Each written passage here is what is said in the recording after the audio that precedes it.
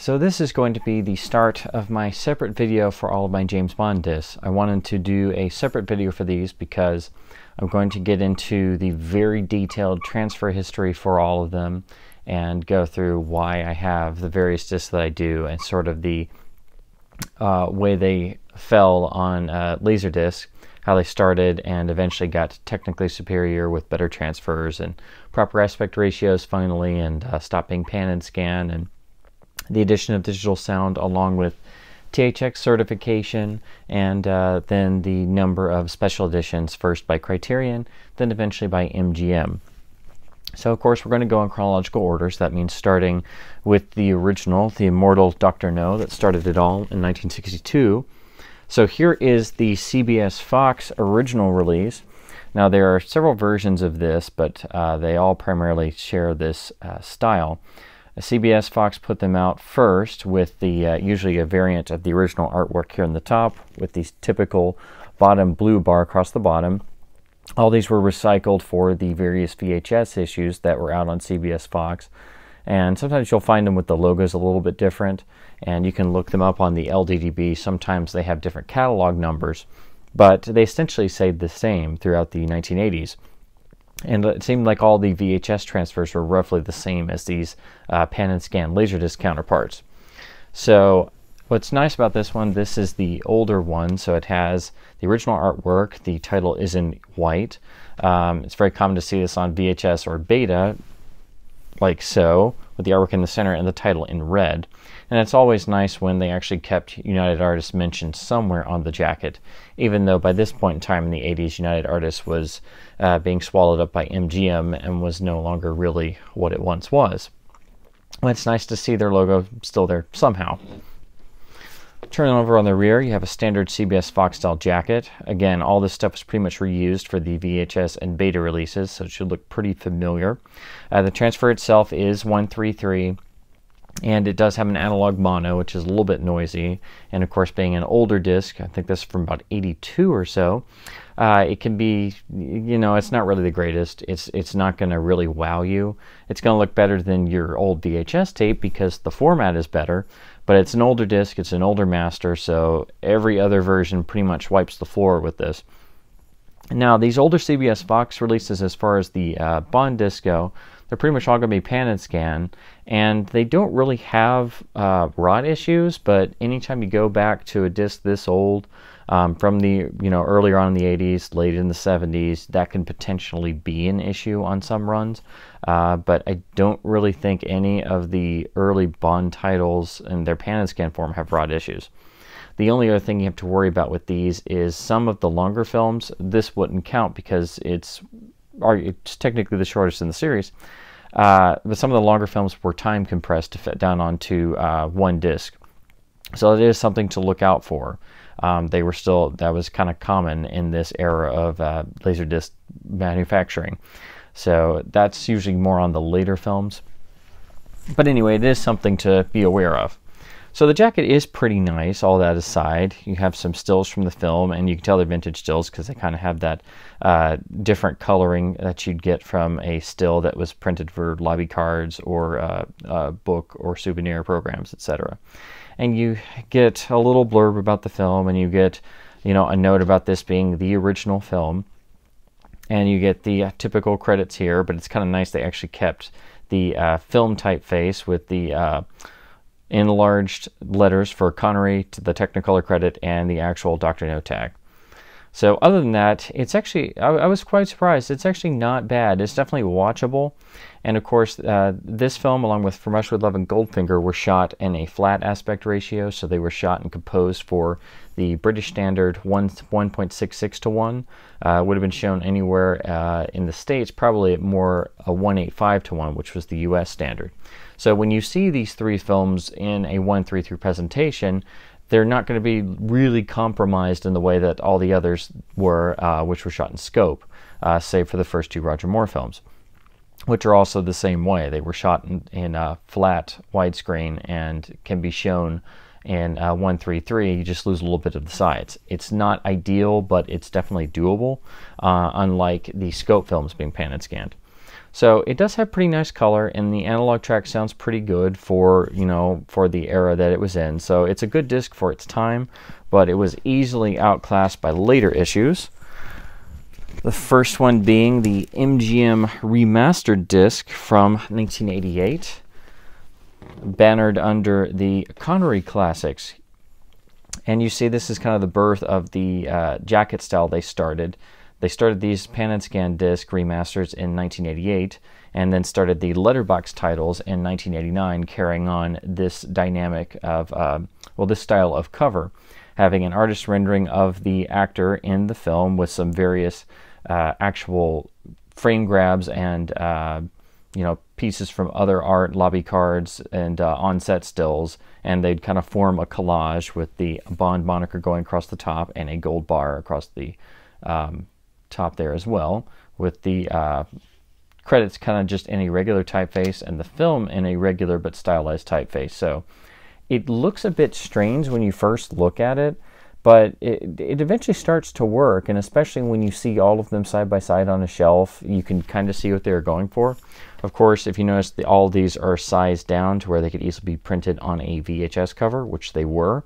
Those even had a gold banner across the top like this, so it was pretty much just a revamp so they could resell and reissue the films, which they did a time immemorial and still do, and just repackage or clean up and freshen up and sell you yet another copy. So this is also 133. It is analog sound only. I don't know if it's exactly the same master as the older one, but it's definitely cleaned up a bit. So if you had to choose between the two, you should go with this one. It's a much better picture quality. You know, it's a bit sharper. It's still kind of soft. It's not ideal. The sound seems, the analog track seems a little cleaner because this is 1988 versus 82. And the rear, all of the jackets in this design, even when they switched over to letterbox, for the later films, they all kept with this same idea. So you're going to see this on the rear cover of pretty much all of them. Now it is still a single disc, so you don't get a gatefold, but you know, it was just a, you know, basically a spiffed up version of the old CBS Fox disc. And if you were wanting more, you would soon be greeted by the special edition issue, spine number 124 from Criterion. This is the legendary band CAV set. Now I covered this in my Criterion video, but I'll just go over it again briefly here. Criterion licensed the first 3 Bond films from MGM and did their own transfers in CAV first and then a CLV version to follow without the features. They recorded an audio commentary with the directors and various crew members where they were you know, going over information that had never really been released to the public before. And since this was still in the dawn and early days of audio commentaries, no one had thought to actually consult the studio and the producers. So when Cubby Broccoli found out about this later, he felt it was probably maybe a bit too forthcoming and asked Criterion, that basically Criterion was asked to pull the commentaries, which they did for the CLV version, and they just stopped selling the CAV version with the other extras. And at first they were going to offer the commentary on a mail order cassette, but then that was nixed as well. So the only way to hear these commentaries was to track down these CAV sets.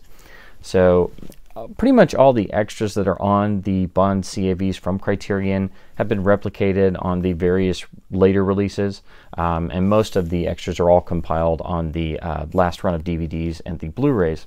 However, it's the commentaries that are the important part and the exclusive part to the CAV versions, but they've been preserved by others. You can actually find them online pretty easily if you want to listen to them. They're wonderful listens. If you're a fan of the series, you have to listen to them at some point or another. But what's really interesting is the transfers themselves on these. So here you see they've done a similar idea, and it looks like they have shared the actual artwork with the MGM release. I suppose the MGM version came first, but if you look, it's the same artwork, just kind of treated a little bit differently. And of course, they're based on the artwork for the film anyway. And you get some stills tucked in here. Here's the gatefold, which uses a grab from the film's original theatrical trailer, and then has some vintage stills put in, which is very, very nice. And of course, it really gives you the feel of it being 1962. Perfectly done across the spine there. And here's another grab from the trailer. Now the rear is a standard Criterion rear. The supplementals include, tons of stills, the theatrical trailer, publicity materials, and some vintage commercials and things, but you're really here for the audio commentary. Of course, it's nice to see a Criterion section. They would put a lot of time and effort into making the section fun to read and really reflect the film. Unfortunately, as I mentioned in the Criterion video, for Dr. No and Goldfinger, for some reason, they decided to put the supplementals, start spreading them out. So it's actually got a supplement on the end of side 2, so you have to know to skip that. Otherwise, halfway through the film, you will get a vintage 1960s Bond bread commercial, which is really jarring. So thankfully, they realized their mistake and they stopped doing that pretty quickly, but that was something they did back then. I guess they thought it would save them a tiny amount of space, but it's just silly to put special features in the middle of the movie. So that is something to note. And of course, you don't have to deal with that on the CLV. You get a lovely essay as well. And the transfer it's the first time the film was really released to disc in widescreen. It's, credited as being framed at about 1.75 to 1, which would be accurate. It's within the range from 166 to 185, and you could have seen it in a theater that way. Personally, I prefer 166 for these films. It took forever to get them that way, but you're certainly not losing a whole lot, so this is perfectly watchable. The transfer is head and shoulders above all of the previous versions, has wonderful detail, great color, has the original mono and PCM, which is hugely important because after Laserdisc, all of the original tracks were rendered to being lossy Dolby Digital or just not even on their later reissues at all. So for these films, the best you're going to hear them is still Laserdisc. Now, it seems Criterion borrowed MGM's best available element because when MGM put out their version after the Criterion release, it seems to be the exact same elements, same damage marks and everything. But the Criterion rendering, the color comes across a tad bit different, and I might prefer the MGM version for picture quality just a bit more. It seems it's just a tiny bit sharper, even though that is a CLV disc. But I will say the Criterion is full CAV, whereas the MGM release later on is CLV. And also you get the vintage features, and you also get a isolated score and effects track on the analog right track, which is very nice because the score for this film has never officially been released. The score release was a mixture of island music, the James Bond theme, and some other incidental pieces, but Monty Norman's actual score has still to date not seen an official release, so that's a nice thing to have on here. Now, just because I managed to pick it up in a lot, I'll show you this. This is the CLV reissue from Criterion. Used the same jacket and everything, but the only difference on the front is that the Criterion banner for the CLV reissues runs across the top. That's how you're able to tell them apart online. If you're looking for the CAV versions, the bar just stops here and the Criterion logo is kept in the center. So it's the same front art, and the rear, they've just kind of moved everything around a little bit, but you get the same essay, and it's only two sides, of course. And they've included a little still here to just kind of fill in the dead space. But it's exactly the same, and the disc actually looks great, even though it is CLV. I've done exhaustive and extensive comparisons with all these, so I can tell you, you'd be totally happy with this if you just wanted to see the Criterion transfer, or you just wanted the film in its original shape, looking and sounding correct. You'd be fine with this. And of course, the Criterions for the Bonds are not easy to find, really. The CLVs are more common, they're cheaper. So if you want to see these and you come across one, it's definitely recommended. But if you want the extra features and the CAV encoding, you'll want to hold out for the special edition. But of course, it's just going to cost a lot more. So, MGM came out with their version in about 92, 93, but for the first 3 films, but they did it in kind of a weird way. They released them individually, but after they put them out in a box set first. And the box sets are what you're usually going to come across. They were marketed as the Connery Collection. This is Volume 1 with the first 3 films. And this was the premiere of all 3 in widescreen from MGM. So, and these are so head and shoulders above the previous discs, all the pan and scan ones. The only reason that you're ever going to want to pick those up is for completion's sake, or if you're a diehard fan, or you're trying to collect all the editions, or you're a crazy person like myself, who has done so for all those reasons. But anyway, it's actually a pretty attractive looking box. They've used the classic still of Connery and the For Much With Love pose, kind of given it a sort of airbrush touch to it, which kind of, I suppose, goes with the art jacket design they were doing with the 88-89 series. So it does kind of fit, and it has the Deluxe letterbox banner across the top, and if you notice, it has the different typeface that MGM started using about this time. That's how you can tell it's a kind of newer MGM disc from the early 90s. Now the rear, it's pretty straightforward. Gives you the original one sheet for each of the 3 films, and then a little blurb. Now, if you look closely, they used actually each of these for the respective VHS reissues that came out at this time that were advertised as being digitally remastered, which, I mean, they were just spiffed up on the video transfer, but they were the same old thing, just recycled over and over. But these Laserdiscs were actually brand new. So the Laserdisc is not lying. The tapes kind of were, but the Laserdiscs are not. They are all widescreen, and they're actually very generously framed. You get a nice insert here. All of these are actually, they're not even 1/66. They seem to be opened up even a bit more, so maybe even closer to like a 1.5. They look and sound wonderful. So the framing is very generous, and you get a little bit more on the top and bottom than you do in almost any other letterbox release of these. It's a very nice, typical MGM style insert here. And you get your chapter stops. Of course, this being a box set, the films just kind of run into one another, but since they're all you know, short films, they each fit on their own disc, so you can very easily you know, watch all 3 or watch one at a time and not worry about having to stop before you suddenly run smack into a different film. Show you the rear. Nice uses of stills, and they've kind of gone for the black and white and blue and white rendering, which makes it look very classy. And I mean, it's Daniele Bianchi across a a piece of Laserdisc artwork. That's something you're never going to get on a Blu-ray, and you should. But anyway, lovingly done, even though these don't really have any extras or anything. So this version of Dr. No, I would argue, is better than the Criterion version in terms of picture quality. It uses the same element, so it's the same print, and the mono mix sounds fantastic. All these are digitally encoded, so you get the mono PCM. And I think it's just a tiny bit sharper for Dr. No, even though it is CLV versus the CAV encoding. So I definitely recommend this. You can pick this up for very, very little money and get good, solid editions of all 3 of the first films. Now, MGM later reissued these individually with the original poster artwork.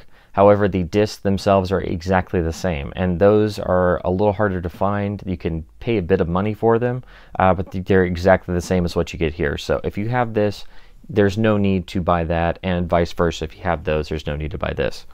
So that pretty much does it for the editions of Dr. No I have. Once MGM did that, way down in 1998, they started doing a THX remastered series, and that was supposed to be, you know, their attempt at doing a special edition for each film, which started in 1995 with the deluxe box sets of Goldfinger and Thunderball, which were brand new deluxe CAV re-encodings of the films with new transfers, new renderings of the soundtracks, and a whole load of special features, including almost feature-length documentaries. And the idea was to do one of those big CAV special edition sets for each film. which would have gone through License to Kill and tied in with the arrival of GoldenEye on home video in about 95-96, which was its own special edition. So, after Goldfinger and Thunderball, those plans were made and the preparations were made, and they started making the various documentaries and such. But this was also at the end of the format's life, and DVD was on the horizon. So in 1998, MGM decided to do a run of THX mastered discs that were new transfers or cleaned up older transfers, sometimes with AC3 5.1 added, and just do these last-ditch movie-only releases. And they only did a handful of titles that came out on Laserdisc and also DVD. They were the first Bond DVDs. They were so early they were in snapper cases and were a flipper disc with a mounted widescreen side and a pan and scan side. Now, all of these, whether you're looking at the DVDs or the Laserdisc, can be quite rare and are not really always going to be much different from the older releases, because all of this got recycled into the special edition DVD campaign. That's where all of the other documentaries and special features premiered for the first time, and all of the freshened up transfers arrived for the first 16 films. And those wouldn't really hit store shelves until 2001, 2002 for all 16, which tied in with the DVD arrival of the last 3 Brosnan films. So it's kind of hard to explain, but basically there is one other version of Dr. No, that THX reissue from 1998, that uses the mid-90s cover artwork from the VHS tape. I hope to pick that up someday. I've picked up some of the THX discs, but they're very rare and hard to come by. And it's not really a whole lot of improvement over as good as these had gotten. Some of the THX discs are better than others. For example, you have the Goldfinger or Thunderball box. You don't really need the THX disc, which just is a movie-only repackage. But from what I've heard, the ones for Dr. No and From Russia with Love are really good, and I hope to check them out someday. I'm sure the picture quality is a little bit better, but they're probably still based around these 1993 discs. Now moving on to From Russia with Love, here is the MGM remastered pan and scan version, again with the Connery Classics banner. And they have the similar style of artwork. And just like Dr. No, I really think the choice of image and color, it actually really does work. It looks strange at first, but these start to grow on you, and you can eventually get what they were going for. Again, if you had the VHS tape from around this time, it just kind of squeezed all this down onto a VHS cover. Show you the rear. Just like Dr. No, and just like that, it has a 133 transfer, which is not the original widescreen, but still works well for this film. I know myself and probably many others first saw these films that way on VHS tape and television airings. And it does have the original mono mix on the analog tracks. It's not digitally encoded. It's actually a really nice transfer. I was impressed by the disc, and it's actually the same element that Criterion later used. So unlike Dr. No, the From Russia with Love transfer the source print used is the same on the pan and scan MGM disc and the Criterion version. So it's actually interesting to see the difference in the widescreen CAV versus the pan and scan CLV of the same source. So, but I was actually quite surprised. It has nice color. It has the original mono mix, even though it's analog only. So it's not a bad addition. I'm sure it's better than the older CBS Fox versions, but I was actually quite surprised. It actually cleans up pretty well. That being said, of course, it can't hold a candle to the Criterion version, which again, like Dr. No, uses the same kind of art rendering of a famous Connery still, and just kind of gives you the whole body shot, again on sort of a purplish background with some stills from the film. And then the gatefold is really well done. Here you have a scene from the boat chase, the famous shot with the flare gun, and then various stills.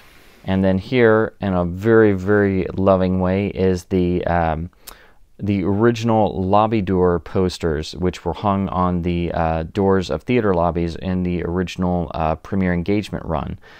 These are actually very, very hard to find and are well sought after by poster collectors because after this point in the 60s, it really this type of poster design was not commonly used after the 60s. There would have been one of these on each of the theater doors. They came in sets of 4. And I think sometimes they were printed down on smaller ways and used as maybe some lobby cards and such, but primarily these were for the theater lobby doors. And they also did ones for Thunderball and I think You Only Live Twice as well. Let me show you the rear cover. So again, the standard Criterion rear, have your essay here. Thankfully here there is no supplements actually included at the end of any side, so you can actually watch the film straight through without interruption. The supplements are great, but again, the big supplement you're here for is the audio commentary, which is another great listen. Now the transfer itself, again, as I mentioned, it's the same source print as MGM's version, the pan and scan one, so you can identify the same damage marks. It's of course much cleaner, much better looking because it is CAV encoded. It's widescreen at about 1.75, so you can actually see it properly matted. And it's a wonderful transfer. If it wasn't for the later MGM widescreen version, I'd definitely say this is the best edition out there on Laserdisc. The film's mono sounds wonderful on the digital track. However, all the Laserdisc versions of From Russia with Love can be a bit noisy in terms of the audio. There's a bit of noticeable background hiss, and that just may be inherent to the source material they had to use. But that is something I noticed. It seems a little less pronounced on the Mgm Letterbox Release, but that is just something you'll notice if you kind of watch all of them. So this is a fantastic version, easily the most stacked and special featured laden edition out there. But if you want the best picture quality, I would actually point you to the CLV Mgm Letterbox Edition again. Even though it is CLV versus CAV, you can put them side by side and you wouldn't really be able to pick a clear winner 100% of the time. But this does use a seemingly different element. Doesn't have the same damage marks as the Criterion and pan and scan disc, and the print seems just a little cleaner, and the transfer seems a little bit sharper because it is a couple years down the road, and the mono mix is a little less hissy as well, so the audio is slightly better. So I would definitely recommend to have both, and but if you have this one, you'll be very, very well satisfied.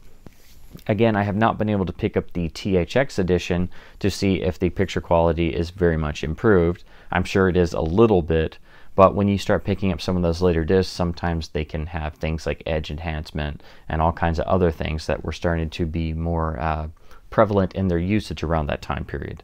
So you're really not able to tell if it's really going to be all that much better until you're able to actually get a copy of both and put them side by side. But I would definitely argue for this one being the best picture quality on disc so far. Now, I do have the individual release that came on after the box set. This was using the updated cover art MGM started using, which I really kind of wish all of the films had come out this way because I'm a sucker for original poster artwork. And that's what this uses. This is a segment cut out from the original US theatrical one sheet. And it's just beautifully done and printed across the Laserdisc jacket, and they have the modernized letterbox banner across the top. MGM used it at this time. This disc would have come out in about 1994, so it is a later pressing, and it seems to be identical to the disc in the box set, but you get the brand new jacket.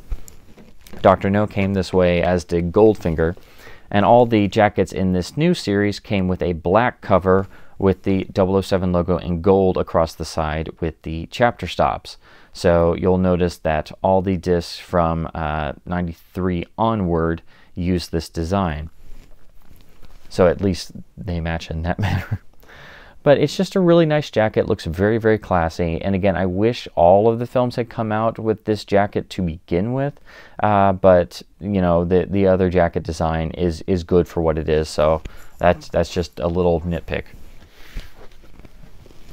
Alright, so moving on to Goldfinger, here we start again with the MGM remastered pan and scan disc with the Connery collection banner. Again, similar artwork, but like the Dr. No art, if you look closely, the background image on some things is actually very noticeably pixelated. I have no idea if that was an error or just somebody thought it was a cool looking effect at the time, but that is just kind of interesting and weird looking. Again, this would have all been shrunk down and used for the VHS release at the time period.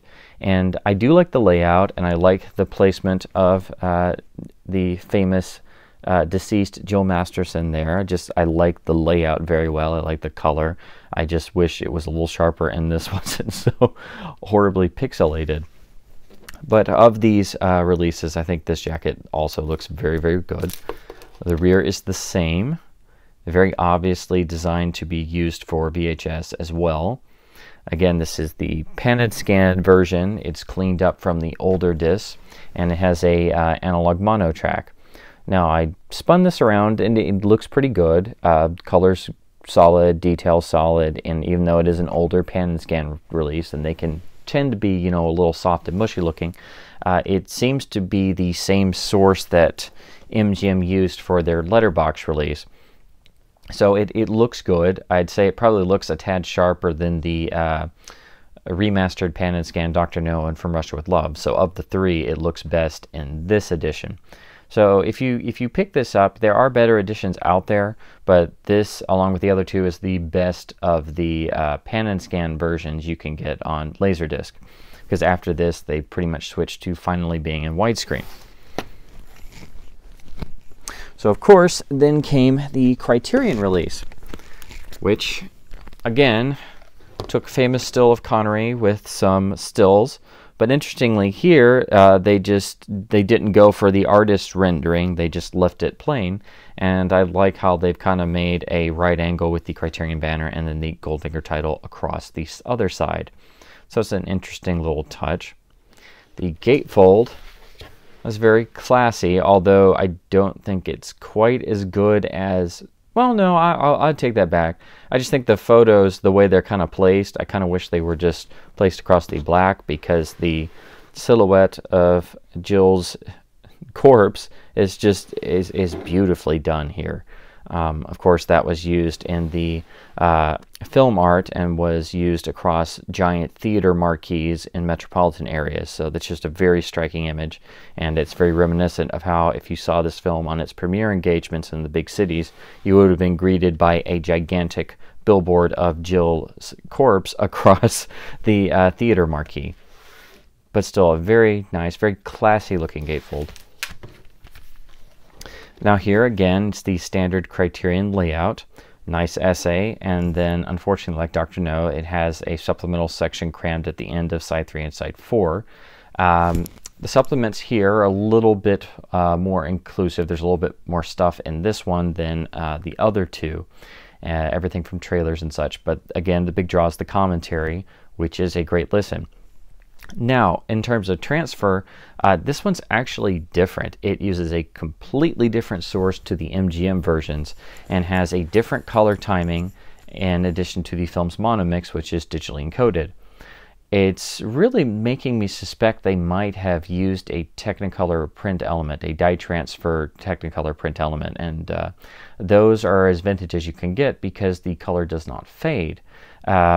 I'm pretty sure they used that for the other two, but since they shared the source prints on those, I'm not sure why Criterion got a different source of Goldfinger, or maybe I don't know. They're completely different. So that's an important reason to have this in and of itself, is that the transfer is different, the color is a bit noticeably different. And the other thing is there's a little bit of damage in the negative that MGM has snipped out. It's a couple frames when Oddjob turns off the road with Mr. Solo in the back on the way to the airport, and those have been snipped out of all the MGM versions, causing a little tiny jump cut. And those are actually in here and no later release. The other thing, the film's title song is in mono as it was heard in 1964 here. MGM replaced it with a stereo version in all of their letterbox releases, so that's another thing to note. That's since been fixed on the later DVD reissues with a mono track, but for some reason MGM did that a lot with everything from this to North by Northwest, and I think Forbidden Planet as well. They would drop in the opening titles music in stereo from the soundtrack master, which is really nutty. It makes no sense, and it's also not historically accurate at all. So those are the two reasons why you'd want to track this down outside of being CAV, the rare Criterion version, and the commentary. But it's a wonderful disc and an exceptional transfer. However, in terms of picture quality, it is far outdone by the next version. Well, no, I take that back, because we have to cover the Mgm Letterbox Release, which, again, is in the box set. And again, this here shares the same source material as the pan and scan disc. It's a bit noticeably contrastier and brighter than the Criterion version, and the color timing's a bit different. Again, you get the film's mono mix as digital PCM, which is great. If this is the only version you have, you'll be doing pretty fine, but I would recommend the Criterion version for the features and the alternate transfer and CAV encoding, and MGM themselves did it one better on the next release. Something I forgot to mention is the isolated score and effects track that's on the analog right for Dr. No and Goldfinger is for some reason missing on the Criterion From Russia With Love release. However, on the Letterbox MGM version, it's actually on the analog right. So I guess somebody did that as a either a nice touch to match the other two, because it's not on Dr. No or Goldfinger on the MGM versions, just From Russia With Love. It's just an oddity that somebody else actually first noticed and told me about, and it's not printed on the box or anything, but it's just a nice way to have the isolated score and effects track, so you can actually have it for all three films. Forgot to mention that a minute ago. Now, the box set version was printed in the standalone, which is here, using the now the box set disc was pressed in a standalone version here, which again uses the original poster artwork, just like the From Russia With Love disc. It's the same design. Dr. No has an identically designed one as well. It's pretty much the same disc from the box set, but uses the original US 1 sheet across a jacket beautifully. Has the more modern letterbox banner across the top, and the same standardized rear cover. So again, just a standalone release of the box set version, but a very, very nice jacket. And again, I wish more titles had come out with this design. Now, MGM went back to the well once more for the first of their big James Bond Special Edition box sets with THX mastering. Here is the Goldfinger box set, which is just a gorgeous, gorgeous Laserdisc. It uses the original the original key artwork, and just in a very stylish way. It's beautifully done.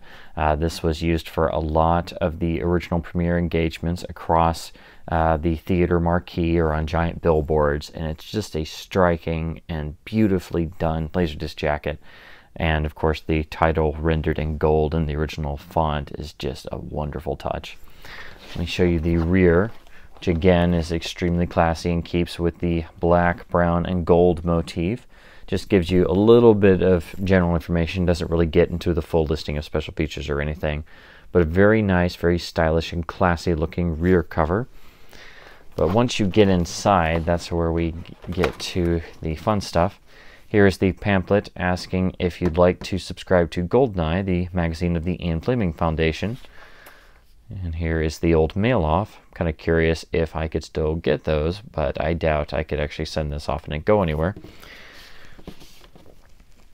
Now the insert is very lovingly done. This artwork was designed and used on the 1995 VHS release, and is also on the THX Laserdisc we're going to look at next. Here's the start of the wonderful essay liner notes, which are very extensive and well printed, so they're very readable. And they continue onto the flap here. You get a lovely selection of stills before you get into the chapter breakdown, which is exhaustive. These are filled with dozens of chapter stops, dozens and dozens per side. And not only does it tell you the chapter stop, but it also gives you the description of where not one but two audio commentaries are. So the analog tracks on this release are completely taken up by two separate audio commentaries. So if you have an analog only player, you won't be able to hear the film soundtrack until you get one with digital out. So that is a consideration. But this is just an exhaustive and extensive chapter breakdown, and it goes through the entire film, which is fully CAV, and runs onto the fifth side where the special features start. So just beautifully done, and the special features are also broken down in the same manner. And the backdrop, I don't know if this is very visible, is actually Bond strapped to the table with the laser pointed down. So even the backdrop for the chapter stops is beautifully rendered to the film. And here is the rest of the special features. And then the production credits. The special features here primarily revolve around two substantial documentaries that were the first done by John Cork and Bruce Savali, and they did documentaries for each of the original 16 films, and then some documentary pieces for GoldenEye, Tomorrow Never Dies, in the Brosnan era, and then some others about the general history of the series and some of the key personnel. So this is really when they started this process and started interviewing people and building material to do the others, which were originally supposed to be all deluxe Laserdisc box sets like this one for Goldfinger. Unfortunately, they were only able to do Goldfinger and Thunderball before it was, for some reason, decided to put it off, and then eventually they wound up premiering the rest of them for the special edition DVDs. So you will get the trailers and then bits and pieces about the music and vintage materials of the time and some commercials like the older Criterion release, but it's primarily the two big documentaries and the two audio commentaries that you're going to be interested in. Now, I'm going to show you the discs themselves before I talk about the transfer. Now, the sleeves are, they seem like standard sleeves, but what's really nice, it's not really noticeable at first. I don't know how much it's going to come across on my camera here, but these are not just standard white, they're sort of cream, almost a gold color, if you will, and they actually have frame grabs from the film imprinted on them, and it's actually different per side, which is really neat. And each side actually has what side it's supposed to be, side 1, side 2, side 3, side 4, actually on the bottom of the jacket, so you can actually tell what side of the sleeve you're supposed to be on. But the best part is the disc label, which for me is the best Laserdisc label that has ever been invented. They took the iconic gun barrel and started the blood trickling down, and as you go on each side, the blood continues down further until it actually fills up the entire label. You have the 007 logo, and you have the film's correct title font across the bottom, and the idea was that each of the films would have this label motif, and you just have the respective film title at the bottom, and they'd all be matching in their labels, which is just a beautiful touch. Thunderball is the same way. However, its sleeves are rendered in a blue, suggesting underwater. But this just goes to show you that they even thought about the labels and the actual sleeve inserts instead of just tossing it all in a box. Now, the transfer is absolutely first rate. It's definitely the best picture quality wise for Laserdisc. The full CAV encoding helps. It's a brand new color timing. The sound mix has been cleaned up a bit. It's still the original mono. It is not remixed, thank goodness. Of course, does have the film's title re-rendered in stereo instead of mono, though. And it has those couple of frames snipped out, and again, when I'm describing those, it's literally a frame or two, and only diehard fans even know about it, but it is something to note. I like having this and the Criterion version side by side. I really think a Bond completist should have both, to have all of the extras and to have the respective two different transfers. While I think the Criterion is very representative of probably what a die transfer print from the 60s would look like, and that probably is what it's sourced from. I think this is the best you could probably do in the 90s at the time from the studio vaulted elements. So the color timing is a bit different, and this is really my reference for going off of what the various other versions of Goldfinger look like. It's extremely sharp without a lot of you know, digital enhancement or tweaking or edge enhancement or anything, which was starting to raise its head around this time period as they were starting to dabble with that stuff. But it blows away all the other editions, even though it is the same source element as the as what was used on the MGM first letterbox release.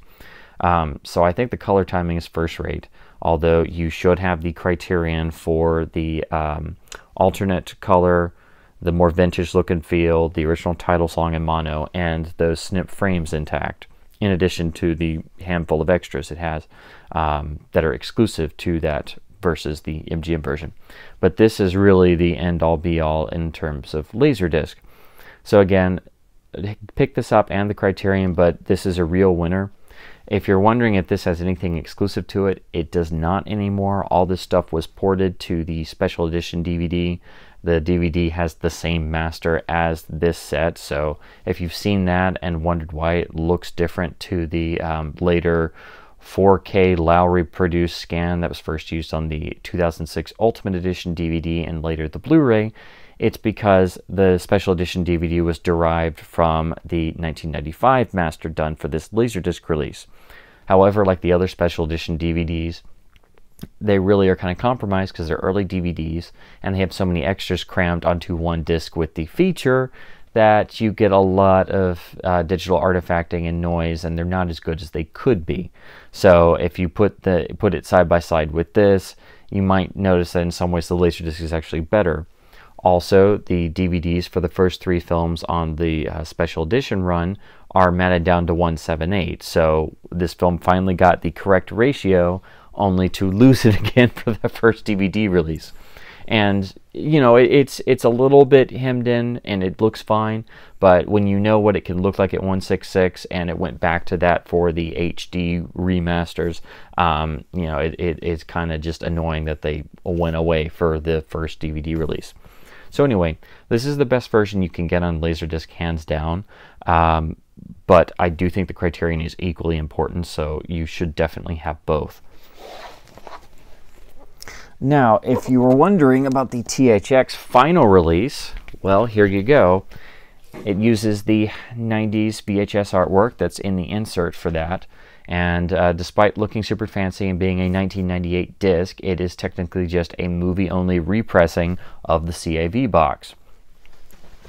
And you're basically just going to lose all the special features and have everything crammed down onto a single disc.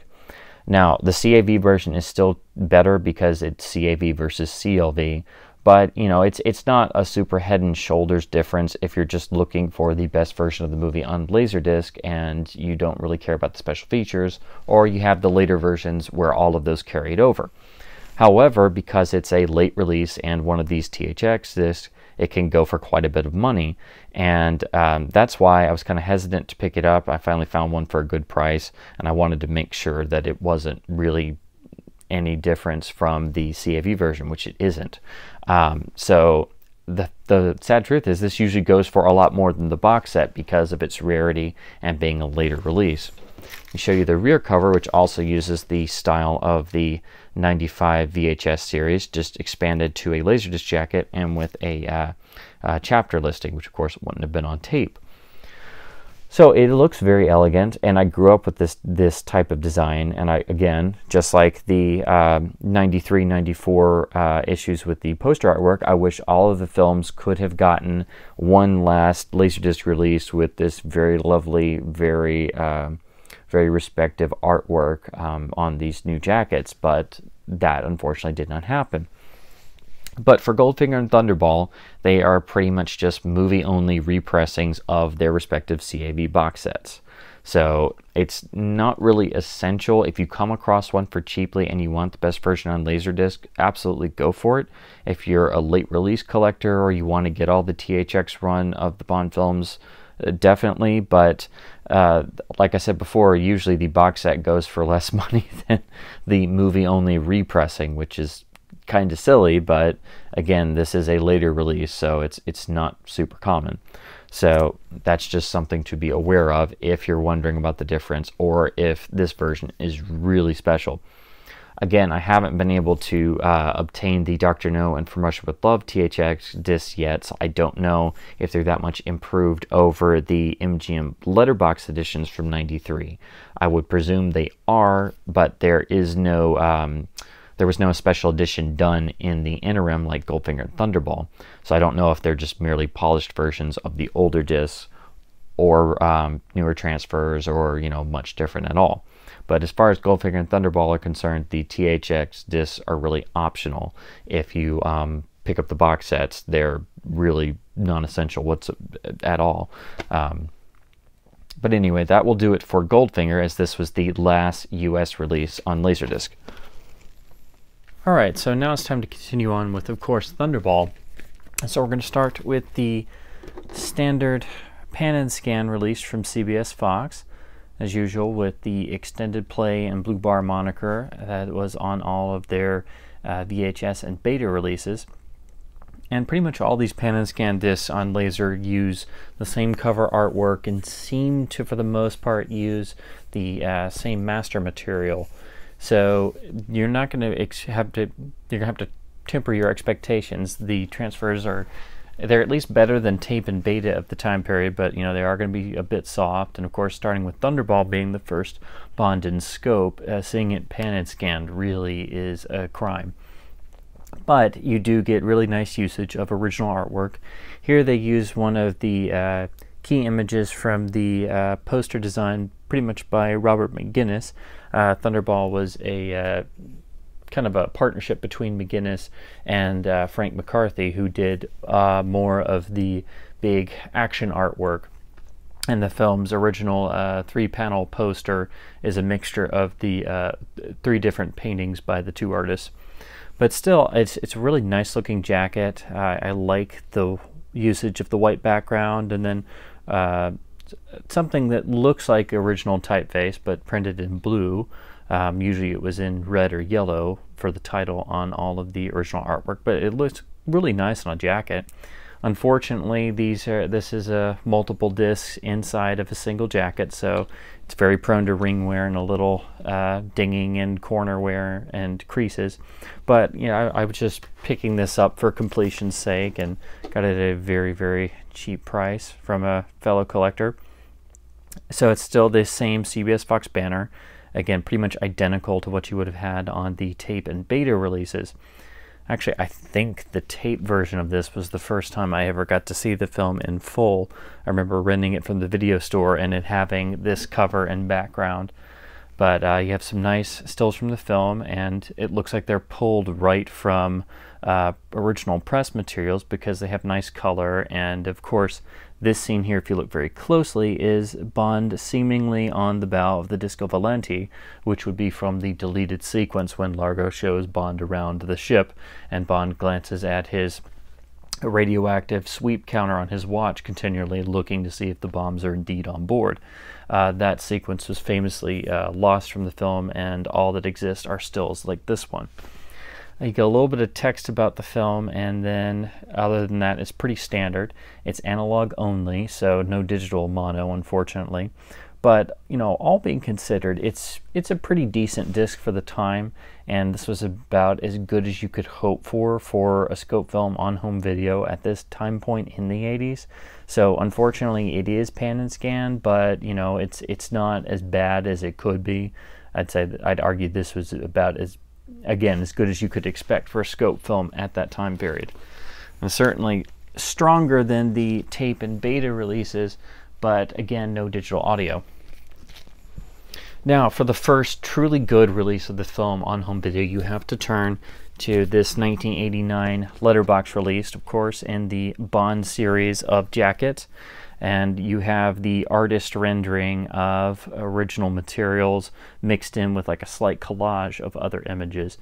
I think this cover actually does kind of work well, and of course they used this for the VHS release around this time period, just like the others. That's why it's pretty much sized for a VHS jacket already.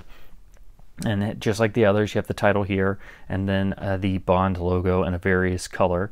And again, while this can kind of look garish at first, eventually, once you see all of them kind of side by side, it does start to work. And of course, I've always loved the very classy Deluxe Letterbox edition that MGM would put on these. And again, this was the first time you could actually see the film properly letterboxed, and it is a digital video transfer. This 1989 series, that's how I refer to all of these jackets, was really the first time the films got, revisited and properly shown in letterbox, and these started to trickle down onto VHS. Unfortunately, those didn't get letterboxed really until the mid-90s across the board, but this was the first time that MGM UA were really, putting some time and effort into transferring these properly. Now, let me show you the gatefold, which has no text or anything, but at least shows an attempt to make it a striking looking gatefold. Again, you have original publicity materials in here. Pretty much a lot of the, some of the same shots that are on the CBS Fox disc. Even though it's kind of a bit of wasted space, it does look kind of nice, and it's well printed. And here on the side, you have a whole lovely usage of the original underwater publicity materials. I wish they had done this across the whole gatefold. It would have been really nice if they had done, like, say for example, one of the long shots of the underwater battle, or the Vulcan underwater, which you can see this is the Spectre Frogmen, putting the disguise over the downed plane. Or even just, I think it would have been really great to have one of the epic shots of the U.S. underwater team diving out of the planes and parachuting into the water. You really could have gone for a whole gatefold, and of course, this being the first scope Bond, gone for something. But that really wasn't what MGM UA were going for. It was very uncommon to really use the whole expanse of the gatefold like that. But I have to say, for what they usually did at the time, this is a lot better than what you would usually get. And here you have that same still I brought up before, that's of Bond on the Disco Volante from that deleted sequence. I'll show you the rear. Again, pretty much just like all of the others in this series. And again, it's pretty much all going to be sized down for the VHS release, which is why you have all this dead space. But again, at least, they were trying. So that's a nice change.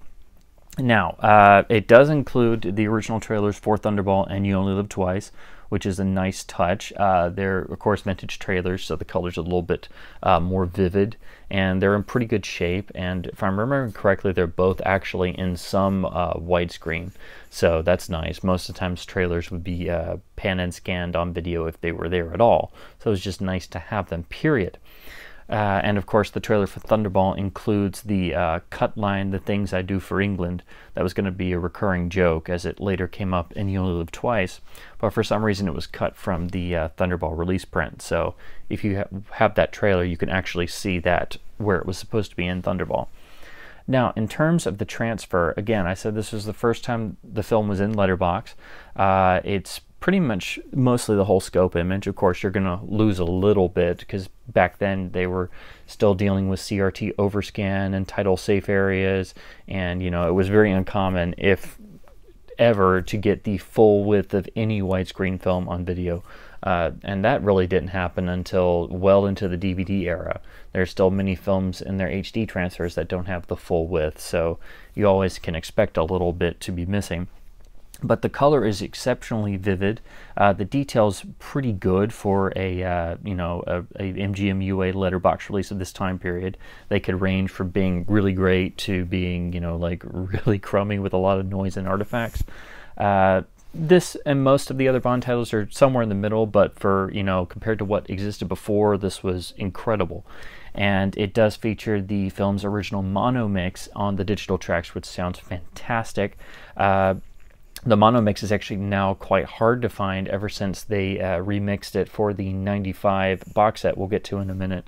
And there are many little audio differences, dialogue differences, and even a bit of score differences between the mono mix on this disc and the later stereo surround remix. So you'll need to track this down if you want to see the film pretty much as it was originally released with the mono mix. And the transfer, actually, the base master is the same for this and the box set.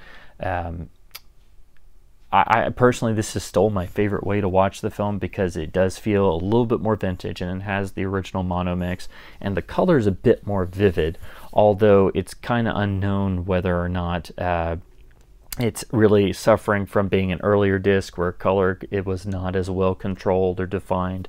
I have seen some vintage 16 millimeter bits and pieces and trailers and such, but you know, until you really see a well-preserved 35 millimeter element, it's hard to really, you know, judge which is more correct, which is more like a print from the 60s, which is more like a timed interpositive, so on and so forth. But just overall, and the fact that you can get this release for very, very cheap, this is still my favorite and go-to. And Thunderballs really looked different on all the various releases. Even the, you know, when it was redone by Lowry Digital, that looked different, and the color kind of looks off. And the HD version on Blu-ray seems to have reverted to a master pre-Lowry's work, because you see all kinds of there's some vertical lines and artifacting and such, and the color's a bit different there. So it's kind of hard to nail down. But just overall, this is my go-to. This is my favorite release, and it's very easy to find, and it has the mono mix on it.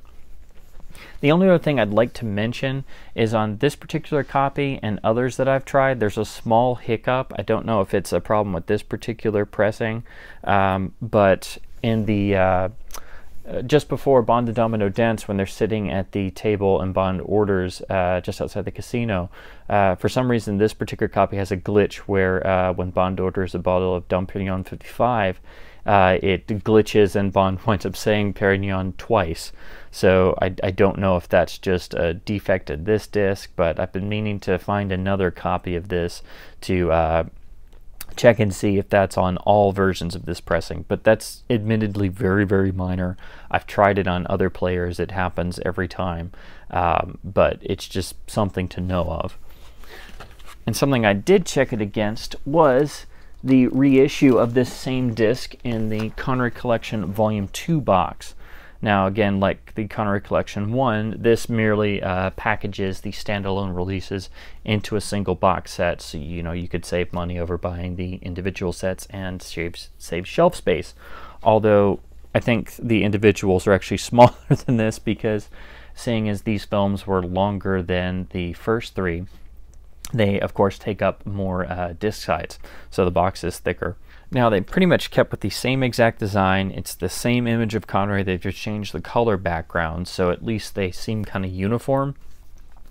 Unfortunately, for some reason on the packaging, they've gone out of chronological order. Of course, Diamond Surfer should be last, and of course this skips over On Her Majesty's Secret Service, because they were just keeping with the Connery films. Has the same style of jacket design, the same rear cover. You know, it has the original one sheets kind of shrunken down, and this is what would appear on the VHS tapes that came out at this time in '93. Those were known as the remastered collector's editions, and as far as I can tell, they were all brand new pan and scans of these digital Laserdisc masters. So they had the proper color detail, etc., but they were pan and scanned, unfortunately. But it seems like they at least paid some more attention to doing the panning and scanning at that time. So it was the first, you know, really good across the board tape releases. The only problem is that they were still pan and scanned. But this is really kind of where that fell in the video history. Now, as I said before, this pretty much repackages the standalone letterbox releases. Of course, they're pressed a little bit later. Sometimes that can cause you know, even though it's the same master, it can cause it to be, you know, a little bit cleaner because it was pressed later and it was designed to be in a nice box set. But overall, they seem pretty much the same. As far as Thunderball, it's a straight reissue of the '89 disc. I will argue that it's a little bit easier on the standalone because you don't have to deal with it running right into You Only Live Twice. But if you can pick up this box, you know, it can save you a little more than getting the individual releases, but this one is a lot less common than the Connery Volume 1, so it's probably going to be easier and quicker to just grab the individual discs. And I've compared all of these to their standalone versions, and there's not really any differences. The only thing on Thunderball I noticed on this copy, it doesn't have the glitch where Bond orders the same bottle twice, but it does have a glitch of its own, because why can't anything ever work? Nothing can ever work, right? The glitch I noticed on this one is in the scene, and I think it's actually kind of close to the start of side 2 on this. They broke the disc brakes a little bit differently because they had to accommodate the other 2 films on the other sides of this release as opposed to the standalone. But at the beginning of side 2 on this release, when Bond goes back into his Nassau hotel room and finds the Christ, who is sent by Largo to check up on Bond and is, you know, snooping around, when he goes in and is calling for Paula and is looking through the tape recorder hidden in the book, the underscore by John Barry is kind of muted for some unknown reason. The sound effects are still there. It just seems like some of the levels have been kind of inadvertently messed with, which is kind of weird because it's otherwise identical. It's the same master. So for some reason, it's been kind of mucked up a bit. So that's just something to note, and that's only something I noticed after, you know, replaying these over and over and over again back and forth. And because I know this film so well, anytime that I can detect a difference even in the soundtrack, it just jumps out to me. So that is something to notice. And again, I don't know if it's in every version of this box set or just this particular one, but that is something to be aware of. Unfortunately, this is a little dinged up, but like I said, it's pretty much identical to the way the Connery Collection 1 is done. You have a nice little paper insert with the chapter breakdowns. Thunderball is still on 3 sides, but you do get this little exclusive booklet with a couple stills from each, and then basically the same blurb from the back of the '89 release. And you do get the updating to the yellow MGM labels, whereas the other one has the silver ones. And this does give you chapter encoding. That's the other big thing, whereas the '89 series is kind of a mix. Most of them don't have chapter encoding, and then some do. It just depends. I guess the ones that were done a little bit later we get the chapter encoding. So if you don't like having to skim through your Laserdiscs without chapters, then you might just want to seek this out. But it's with a good player and a jog wheel, it's not really an issue. Plus, you know, better players are better at searching, and you can just go right to whatever time you want to. So it's not a deal breaker, but that is something to note. Now, of course, what everybody's here for is the big Deluxe 1995 CAV Collector's reissue of Thunderball. This was done in conjunction with the film's 30th anniversary. There were a couple of screenings hosted and by the, I believe, the Ian Fleming Foundation, and then several other of the fan clubs that existed at the time period in the mid-90s. And when I was a kid, I remember hearing about some of this stuff because MGM was pushing their new video releases of Thunderball that were coming. And this was around the time that I first saw the film. And I first saw it on the older discs and then pretty much got conformed over to the newer disc. And of course, I'm talking about tape at the time because as a kid, all I had were tapes. But they were all pretty much conformed over to being derived from this new 30th anniversary master. Now, in terms of the Laserdisc box, of course, this follows in the wake of the Goldfinger set.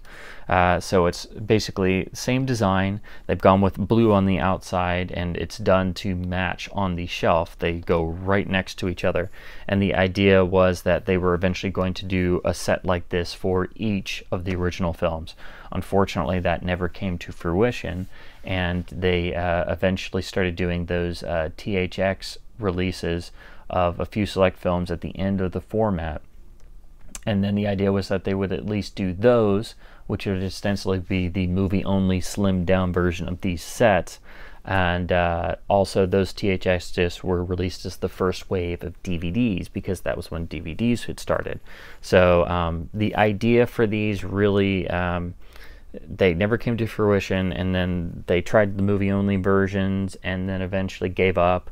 And then when they came to do the second wave of DVDs that were mass released, then they just decided to pull all the work they had done for these sets that were never finished and put that into those, and thus that created the whole special edition line, which was pretty much the first major produced wave of DVDs and the first to have all the films in the series that were out at the time, because the first DVDs were based on the THX Laserdisc, and only a handful of those were ever made.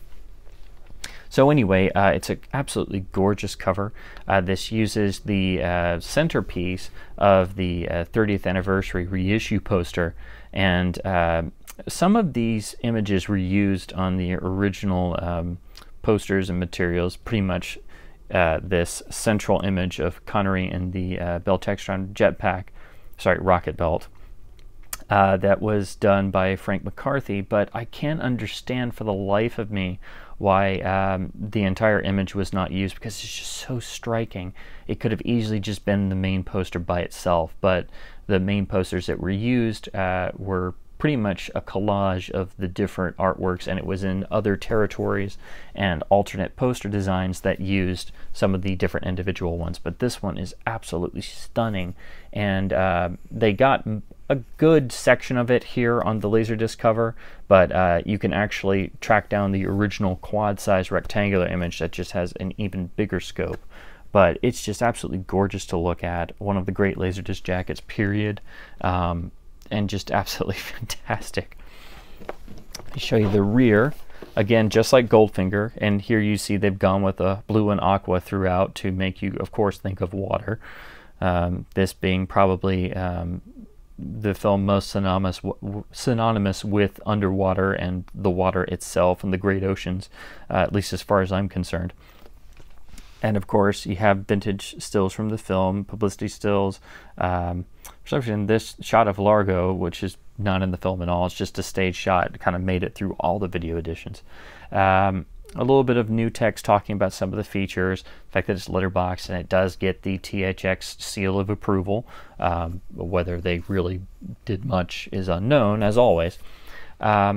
And of course, this has a multi-audio track system. It uses the digital tracks for the new stereo surround remix of the film, and then both analog tracks have a commentary of their own. So this is a fully loaded release, and if you're still in analog-only land, you'll have to get a player with a digital out to be able to actually hear the film soundtrack. Now, as we dig into this, it is pretty much identical to the way the Goldfinger box is laid out, and thankfully this still has the original insert. Now this shows you more of what is in the entirety of the cover image when you see the whole thing, and it was an opportunity to get a printed poster of the whole image. Unfortunately, that's no longer valid, because I would absolutely love to have one of these. It's one of my favorite pieces of artwork, and unfortunately none of these mail orders still work, but at least you get a nice card reproducing the whole of the cover image. Here is a invitation to subscribe to GoldenEye magazine, which was the magazine of the Aim Fleming Foundation. Unfortunately, I never really got to do this as a kid. I'd love to read some of these old ones, but it's always cool to see the original materials still in here. Now here is the paper insert booklet, and just like Goldfinger, it kind of takes some from the outside of the box and reprints it here in terms of the images. Now this recreates the original one sheet that pretty much everybody's familiar with. Here is the central image of Bond in the rocket belt that I mentioned was on the front cover, but everything else is original. Here at the bottom is the McGuinness artwork that was famously used on the British soundtrack album and other posters by itself. Here is probably my favorite image from the film, which is the Frank McCarthy rendering of the underwater battle that was used on the American soundtrack release. And I've seen the full version of this online, and it's just absolutely incredible. I'd love to one day see the real thing. Now here are some beautiful liner notes designed just like Goldfinger that actually give much more information about the film than any of the previous blurbs had. And it continues on here into the chapter breakdown, and just like Goldfinger, you have some nice stills spread across, and then a intricately written breakdown of not only the chapters but both contents of the analog track audio commentaries, and each one is broken down by chapter, what is being discussed at any given time. Now, of course, these tracks, just like Goldfinger and all the other Bond commentaries, are must-listens. And here, just in the background, you can notice a colored background rendering of Bond in the rocket belt again. So just something nice to give you a bit of eye candy as you go through this. Let me show you the rear here, which continues the standard breakdown of the chapters and then goes into the special features sides. And here you have the cast list and then some of the technical production notes. Now, the extras include the 2 John Cork and Bruce Savali produced documentaries, Making of Thunderball and the Thunderball Phenomenon. Along with Goldfinger, these were the first documentaries that were made and finished and were later ported to the SE DVDs and followed by the documentaries they produced for the other films in the series and documentaries on the some of the key cast and crew of the films. So, you know, if you've ever seen any of those, you know kind of the format of them, and they're really some of the best and foundational special feature documentary pieces for films. They're still absolutely reference grade and essential pieces, and it's really nice to see where those started. And since they were the first, they were also put out on special VHS tape releases as part of various gift sets and stuff. And I managed to finally track those down as a kid, and I watched them religiously over and over and over again because they were the only Bond special features to mention of for the longest time, and especially still being stuck on tape as a kid before the DVDs came out. So it those gave easier access to these, but they're just wonderfully made if you've never seen them. It also includes the various trailers for the film, includes the Incredible World of James Bond television special from the 60s, so you get a nice mixture of documentary materials and vintage materials. And the 2 commentaries are absolutely must-listens. Now, I have to get on to the technical part of this, but I'd first like to just show you the sleeves, which are just like the Goldfinger sleeves. They include various scenes from the film tinted in a color, and of course here they've gone with aqua blue again to suggest the underwater theme. And each side is different because it also contains, in addition to the different images on each side, it also is marked with which side it is. So this is side 1, and then side 2, side 3, side 4, and so on and so forth.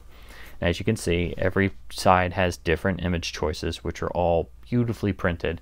And again, I don't know how well this is going to show up on here because they're very lightly done, but once you look at it for a second, they really start to come to the forefront. And again, they have the beautiful, absolutely staggering usage of the gun barrel logo for the disc label, with the blood flow starting and continuing across each side until it fills the final side. That's a really nice touch.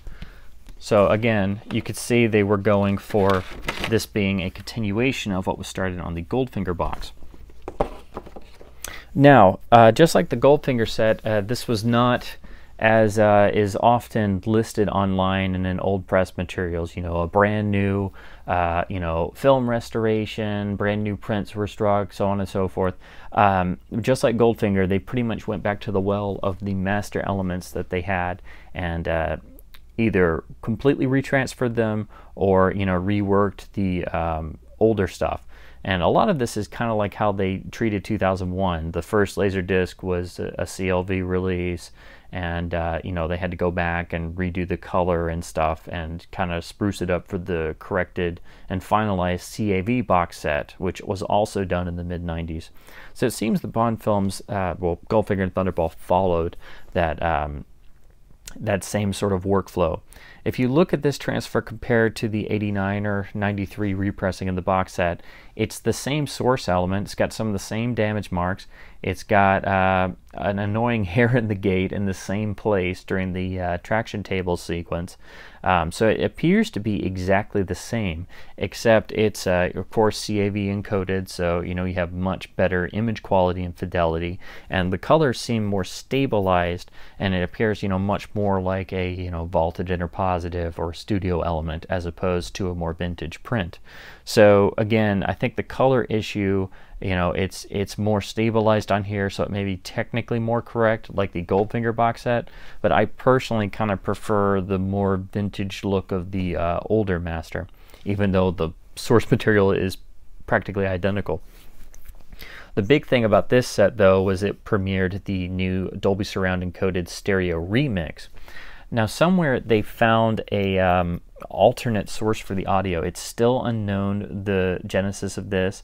It's rumored to have been, you know, the alternate British release audio track or the alternate American release audio track. Or my own suspicion is that it might have been a basis for a 70mm release. Thunderball was never confirmed as a 70mm film. Just like a lot of the other Bond films, it's only rumored to may have either been shown in 70mm in the premiere engagements or at various venues, or just never fully finalized in 70mm. The editing process on Thunderball was really rushed.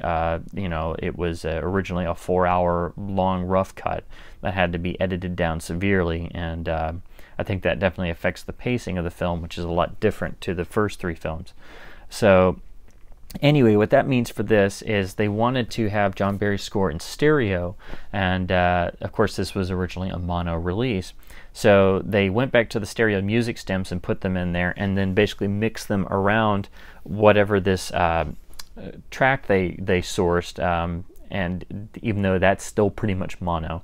So you're pretty much confronted with another mono mix of the film that's kind of stereoized with its music, and you know, it's kind of a strange listening experience. It's been remixed into 5.1 for the later Laserdisc reissue and the DVDs and such, and you can still listen to it today. And what that means is you're going to have a stereoized mono, which is really kind of unfortunate, but it does have all of these interesting audio differences. There's different lines of dialogue, there's different throwaway one-liners, and there's also different usages of score in at least one key sequence, which was silent in the original mono mix. So it's really a different listening experience, and especially if you're used to one versus the other.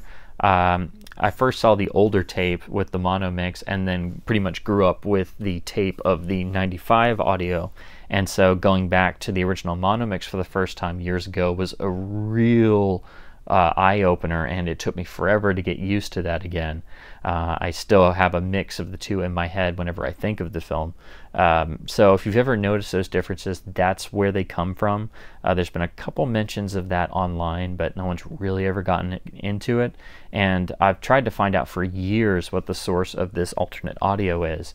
So it's really still an unknown entity, and I'd love to one day hear or find out where this came from, and you know, it'd be nice to know if there was ever a 70mm version planned, even if it was aborted. So I'm going to now discuss the 1998 THX final version of Thunderball on disc. This, of course, is from the last wave of releases, and it pretty much takes the CAV disc and puts it out as a movie-only CLV version. The only main difference is it uses the cover artwork that was designed for the 95 VHS releases, and since I grew up with those, I still absolutely adore these, and I think it looks gorgeous on a Laserdisc jacket. much more so than the VHS style, even though you can see it's clearly designed for that. Here it's been opened up a bit, and it has the late MGM black letterbox banner across the top. You still get the THX stamp, and here they took the stereo surround mix and also provided an upgraded AC3 version, so you can listen to it in 5.1 if you desire. Here on the rear, they also have adapted the 95 VHS style of rear cover. They just added the chapter index on the side, and then kind of rearranged everything for a Laserdisc jacket. But at least it uses it well, and there's no dead space.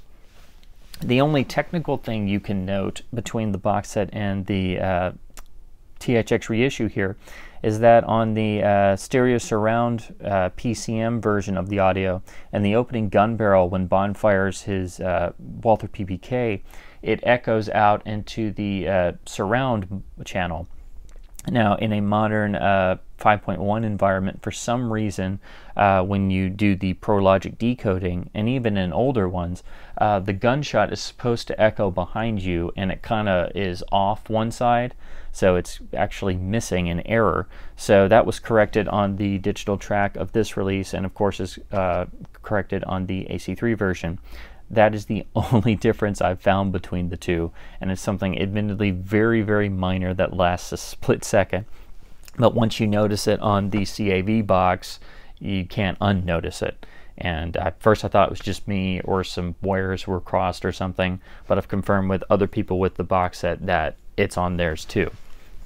So that's the only difference, and this disc goes for a lot of money, of course, being a late release, but you can get the box set and have the exact same transfer, or get the special edition DVD and have it on DVD. So this is really just a nice, superfluous, but you know, it's nice to have the final release, and these THS discs are getting rarer and rarer, and I'd someday like to have all of them, but for Goldfinger and Thunderball, you're pretty much just getting a movie-only version of the big CAV boxes.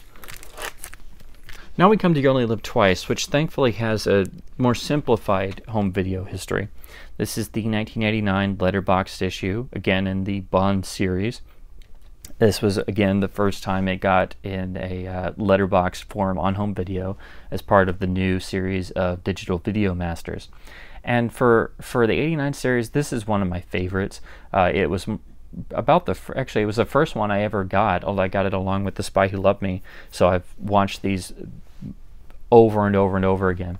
It's actually a really nice transfer. I'd say it looks even better than the 89 Thunderball. It's got nice detail, you know, not a lot of video noise or anything, and has the original mono mix, which sounds fantastic in PCM. The color is nice, and this is one where the color kind of got a little messed with on the special edition DVD as part of the THX remastering era, as a lot of the films kind of got a little tweaked here and there, especially in their color. And then the Lowry versions on the Ultimate Edition DVD and finally the Blu-ray appear very cold timed. The color is not really warm at all. So this is definitely my favorite version on home video. So anyway, the Pcm Mono on this absolutely wipes the floor with the really crappy lossy version on the DVDs and Blu-rays. I mean, at least it's there, as it should be. The remixes of all the Bond films are absolutely terrible. But it sounds best here because it's PCM and untouched. And for once, this is a one and done situation for a Bond film, which is extraordinarily rare. This is my go-to. It's identical to the box set repressing, so for once this is a very easy to find disc that you can pick up for very cheaply, and you'll be set. It has good color, good detail. It's a really good transfer for Laserdisc and for of this era, and it has the original mix in PCM, which sounds great.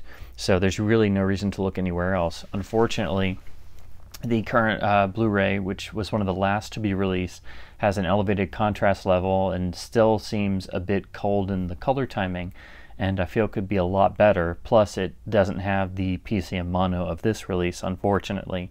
So just like the rest, it's still unfortunately compromised, and hopefully that's going to be corrected for the eventual 4K releases, which seemingly have already been done.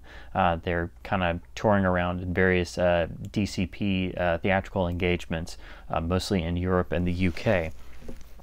But the box set version, as I mentioned, is pretty much you're getting the same single disc.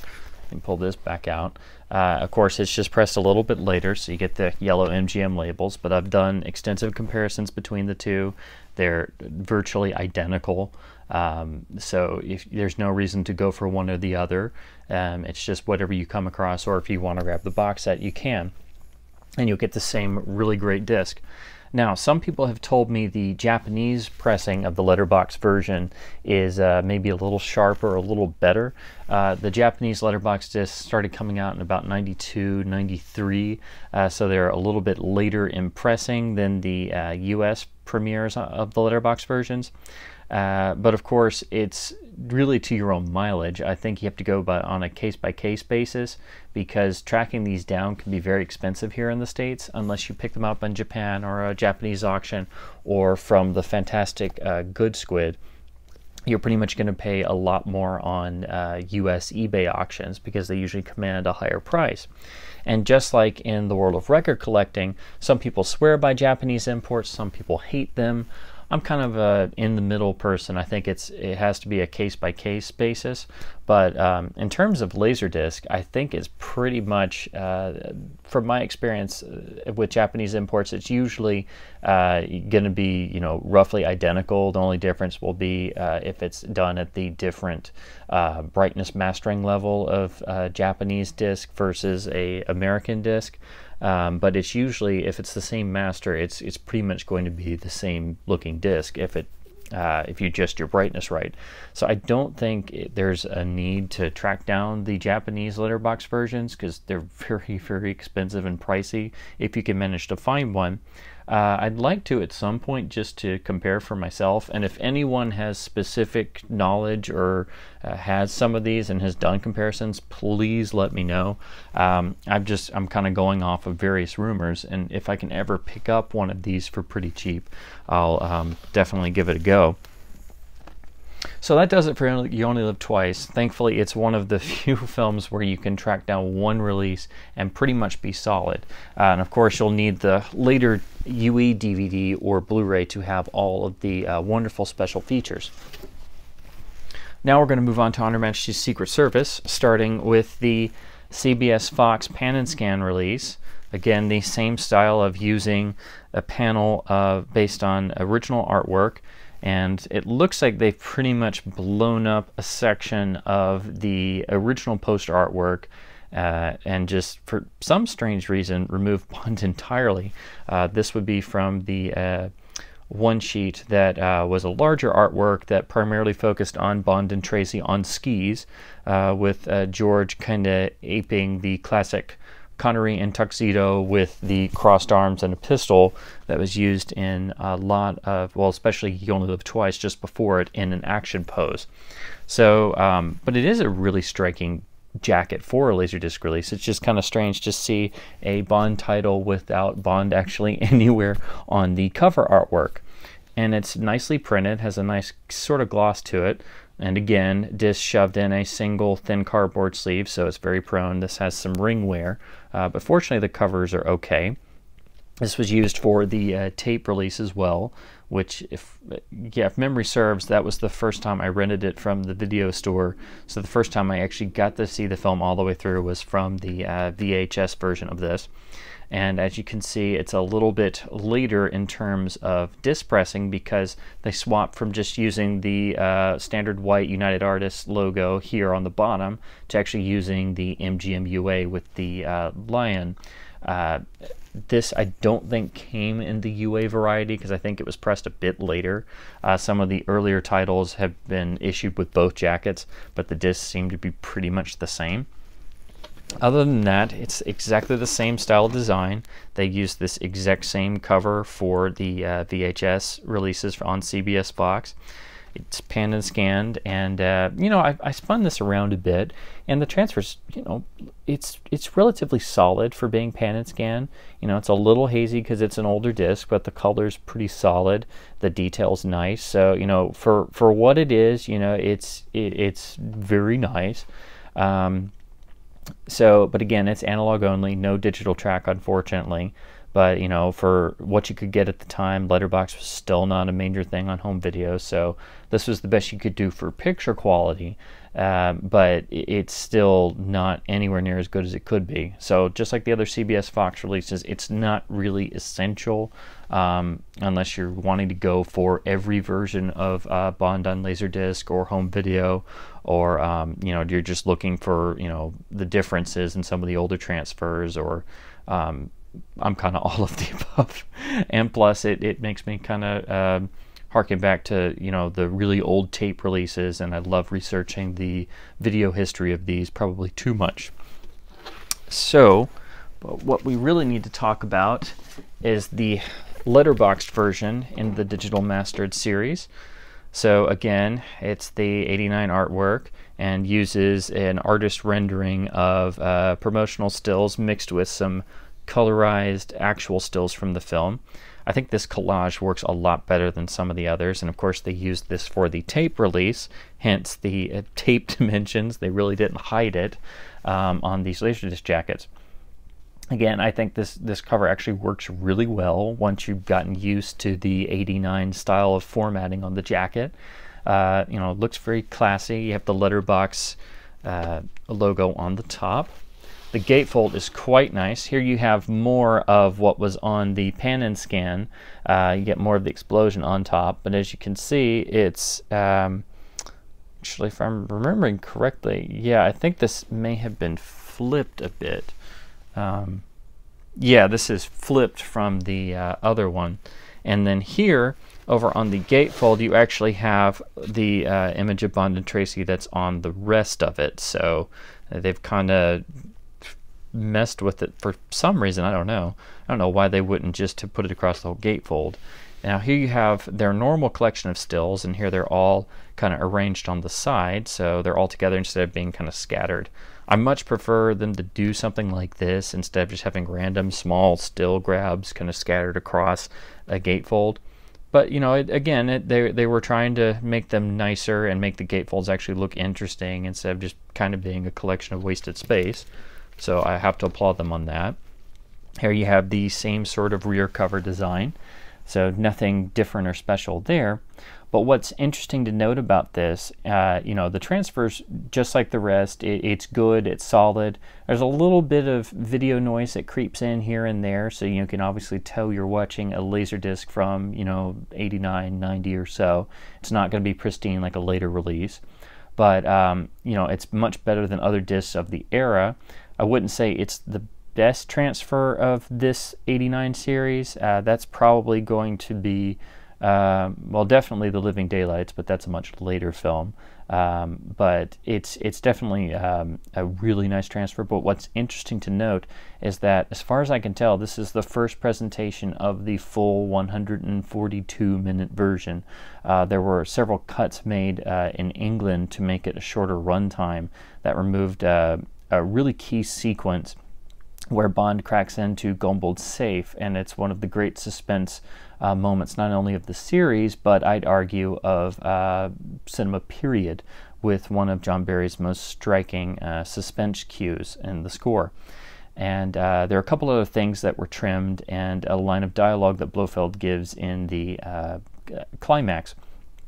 So that really got carried over to a lot of the video releases, and this was the first time that you could actually see the full-length film in letterbox with the original monomix with no cuts made to it.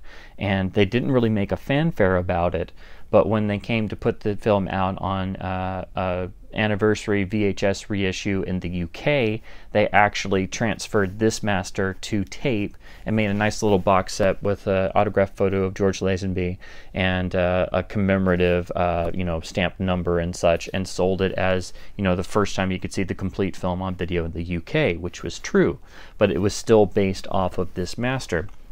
And this got carried over to the VHS releases forthwith. So when I first got my own copy of the film, it was on the 95 tape release, and I was lucky enough to find the rare letterboxed version. So I basically had a VHS rendering of this Laserdisc, and so I grew up on it, and I hadn't quite realized why there were some differences and talk about differences until the special edition DVD came out, which for some reason actually used the a mixture of the long version and the slightly cut down British version. It has the safe cracking scene, but there's a couple little things not quite right, and it's missing Blofeld's line of dialogue at the end. So all those were restored for the Ultimate Edition DVD, but that had some really bad color timing choices, and it ruined the opening pre-dawn scene, pre-title sequence on the beach with some really bad color timing choices. So that version, while it's at least complete, you know, it's not very good in terms of the color timing is really bad, and it has the awful 5.1 remix. The Blu-ray finally came out, but like You Only Live Twice and some of the late Blu-ray releases, while the transfer is better than the Ultimate Edition and has better color, it has really elevated contrast, which really messes with the experience of watching the film. So you have to sit there and play with your TV and try and lower the contrast. It also has the mono mix, but it's lossy as opposed to lossless here, so this is still the best sounding release of the film, even though of course the video quality is much outdated compared to the Blu-ray. But I would argue this is still the definitive release, just like You Only Live Twice.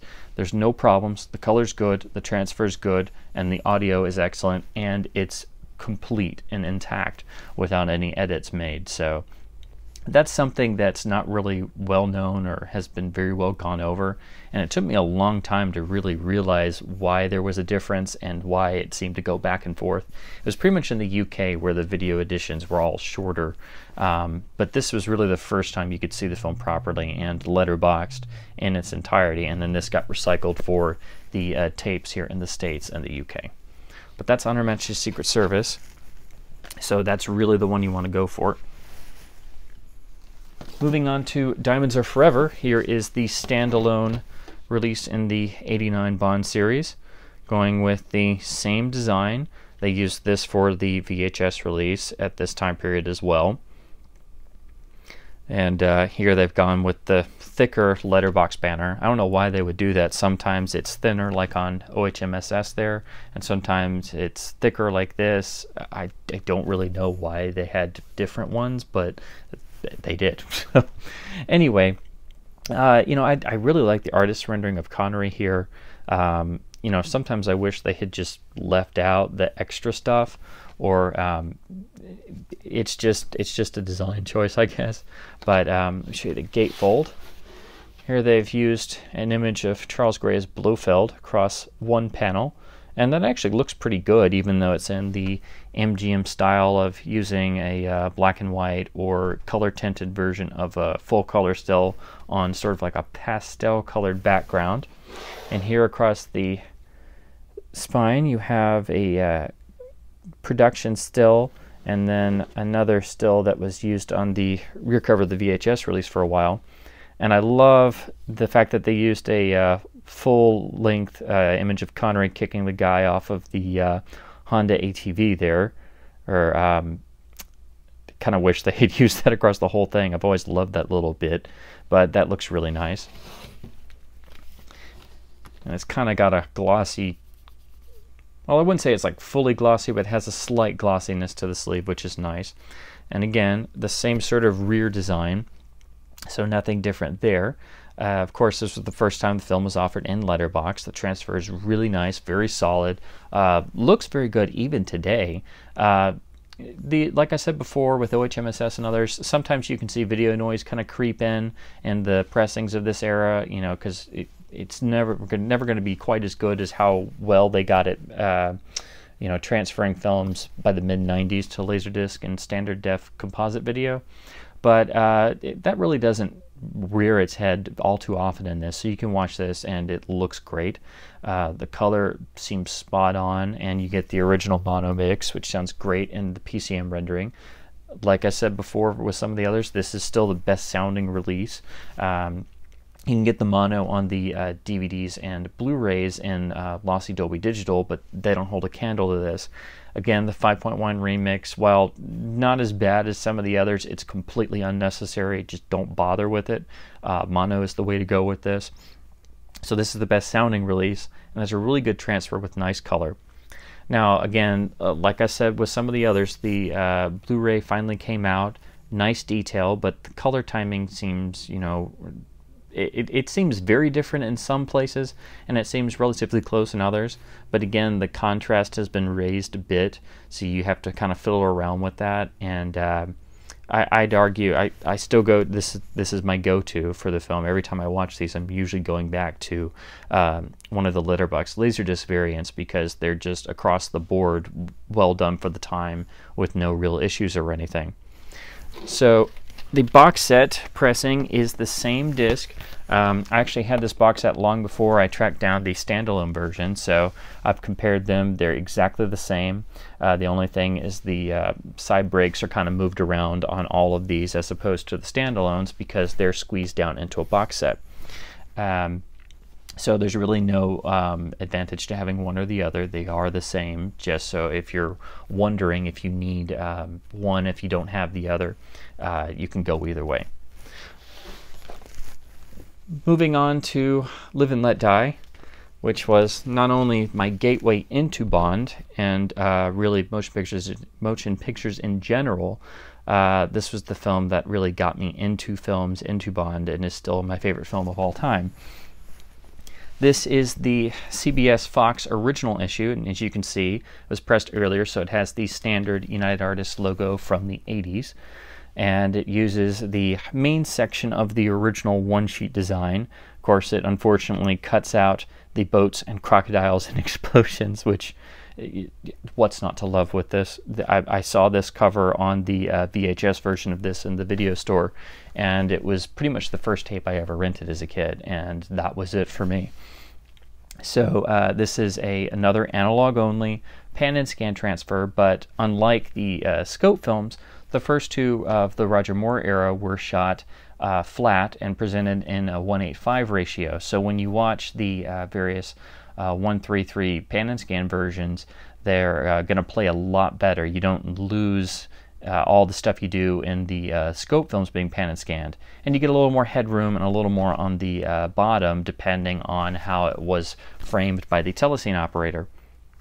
Of course, the later pan and scan versions are going to be much better in that regard, because they started paying more and more attention to actually, you know, maybe following what the original cinematographer's intent was, and maybe following what the scene was, and then eventually realized, hey, you know, pan and scanning is really a horrible thing. We should just stop this.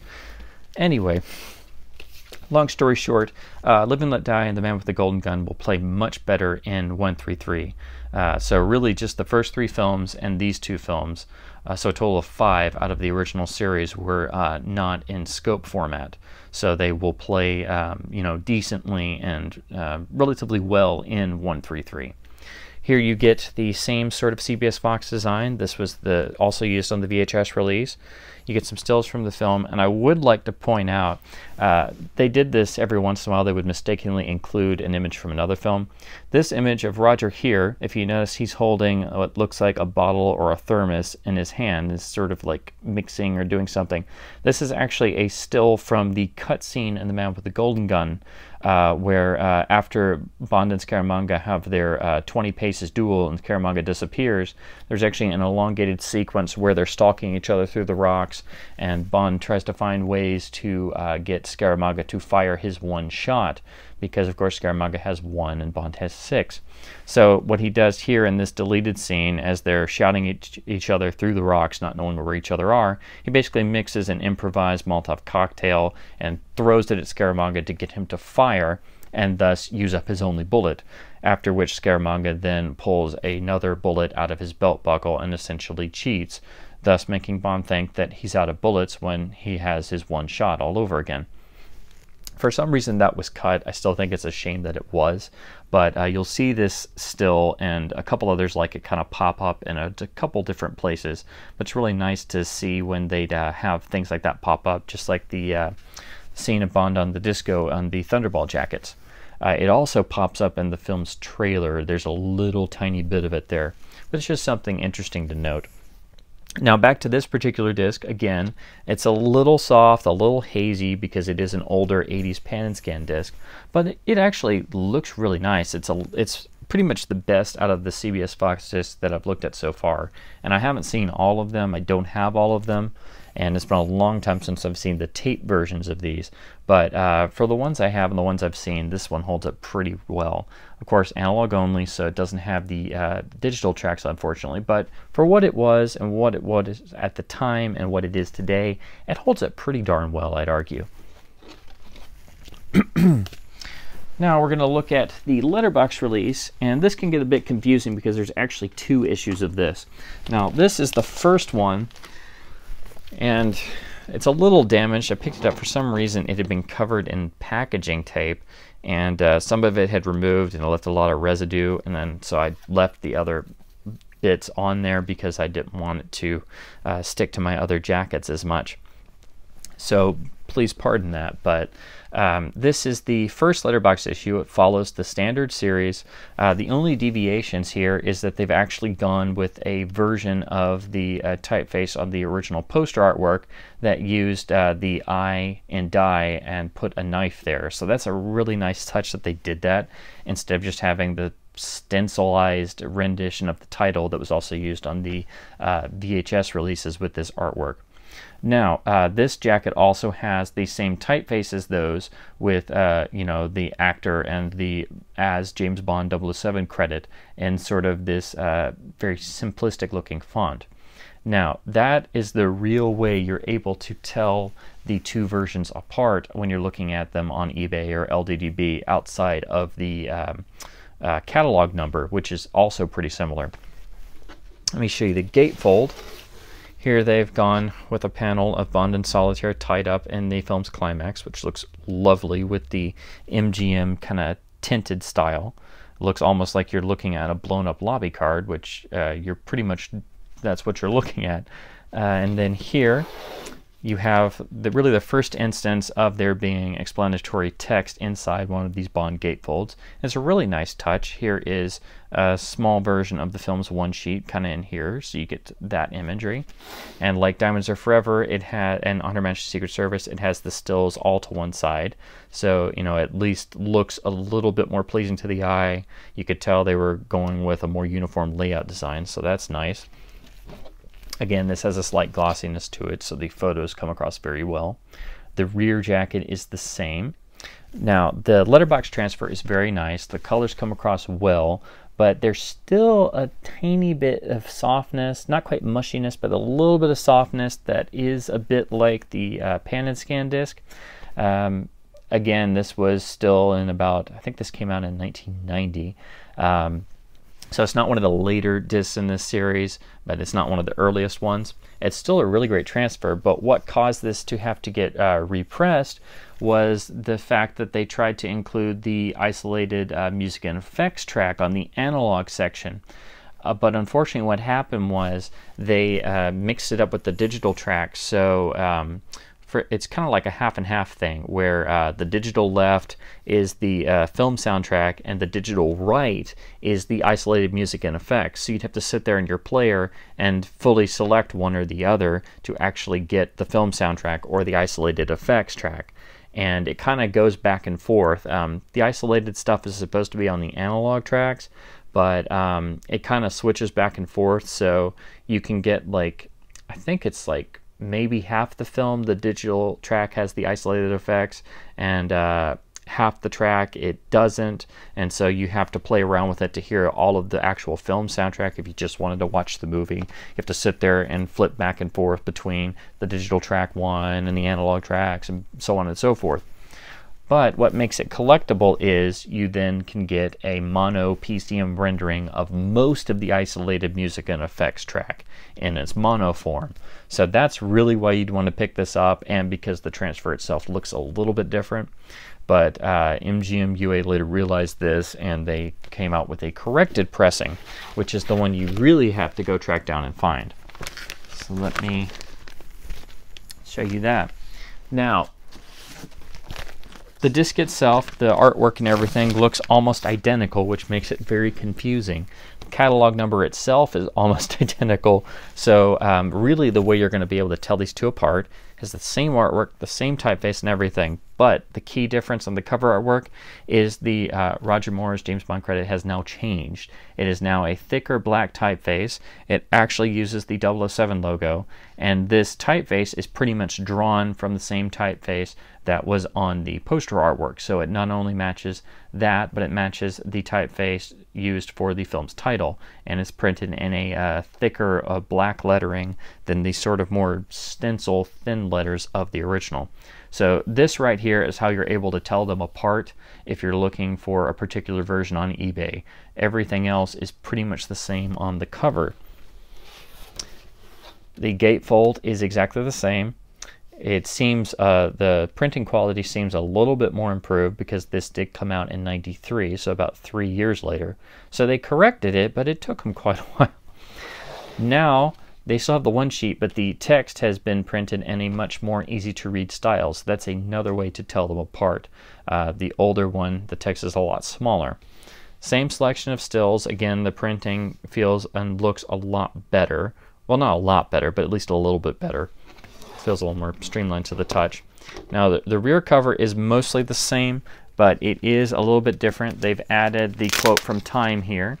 The typeface here has the vital details printed in a bold black, and that's another way to tell them apart.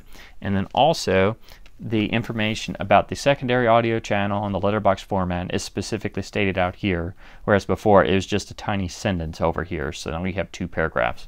So these differences in text, the time quote, and the printing of the text on the gatefold, but most importantly the James Bond 007 credit on the front, is how you tell the versions apart. Now, of course, they corrected the audio, so the digital tracks have the film soundtrack fully intact, and then the analog track, I think it's analog track right, has the complete isolated music and effects track without any cuts, dropouts, or anything. So if you wanted to, you could get both of them and have part of it in digital and then the rest in analog, or just pick this up and not even bother with the older one. Now, I thought the disc transfer in terms of the picture would be exactly the same, and at first glance it does seem like that, but this being, you know, about 3 years later, the picture quality does seem to improve. The color seems sharper, the overall picture seems sharper, a little bit more detailed. You know, it kind of loses that slight murkiness of the older disc. So hands down, this disc is much better. It has the Pcm Mono untouched, which again is the best sounding release of the film, period. There were some rumors that there might be magnetic stereo versions that were made of this and The Man with the Golden Gun. I haven't seen any physical evidence of that happening for this film. We'll get to Golden Gun in a second. I'll talk about that a little bit more. But for this day and age, this is still the best sounding release of the film. When the special edition DVD came out, it kind of got cropped down to a 1:7:8 ratio, just like the first 3 films went from 1:6:6 on Laserdisc to 1:7:8. We're kind of compromised a little bit. I think it was a little too tight. Those should always be 1:6:6, I think. With this film and Golden Gun, they are 1:8:5, so it's not as big of a deal. But when you see them side by side and you look at image captures and stuff, I think the 1:8:5 works much better than the 1:7:8 version. So the 1:8:5 got restored for the Lowry DVD, the Ultimate Edition. Unfortunately, the color timing on that really got messed up during the opening titles with the flames over the bodies and skeletons. So that had to be corrected for the Blu-ray release, which overall looks much better than the Ultimate Edition. The 5.1 remix, again, is absolutely unnecessary. Don't bother with it. The only thing is that the title song was mixed into quadraphonic for a quadraphonic cassette release of the score, and they tried to apparently recreate the quadraphonic feel of that mix on the 5.1 track. So if you want to, you can listen to the title song on the 5.1 mix and kind of judge for yourself how that works. But anyway, this is still my go-to version of the film. I think it's slightly better than the special edition DVD because of the framing. For a Laserdisc, it looks excellent. Like I said, the picture quality is actually much improved from the older disc, so I would highly recommend this. And the older version you should just pick up for completion's sake, or if you really want to hear that portion of the isolated music and effects on the digital rendering as opposed to just the analog. But this is the one you really want to go for. You'll just have to spend some time tracking it down and checking with eBay sellers to make sure that you've actually got the corrected later pressing. Moving on to The Man with the Golden Gun. This is the remastered, still pan and scan version in the '89 series. And you can see they went with a stylized version of the title. They kind of use this on the VHS versions. I don't really know where it came from, this sort of like Western looking font. It was not in any original poster design or press materials in '74. It's just something MGM did. And you know, it's a nice difference, I guess.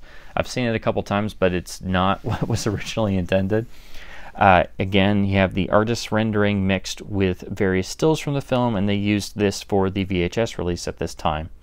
Here they've added the banner of the More Classics. This was done to match the pan and scan, final pan and scan releases of the Connery films under the Connery Classics banner. And this pretty much morphed over into just being the Deluxe Letterbox edition, although it is nice to have the 007 logo here.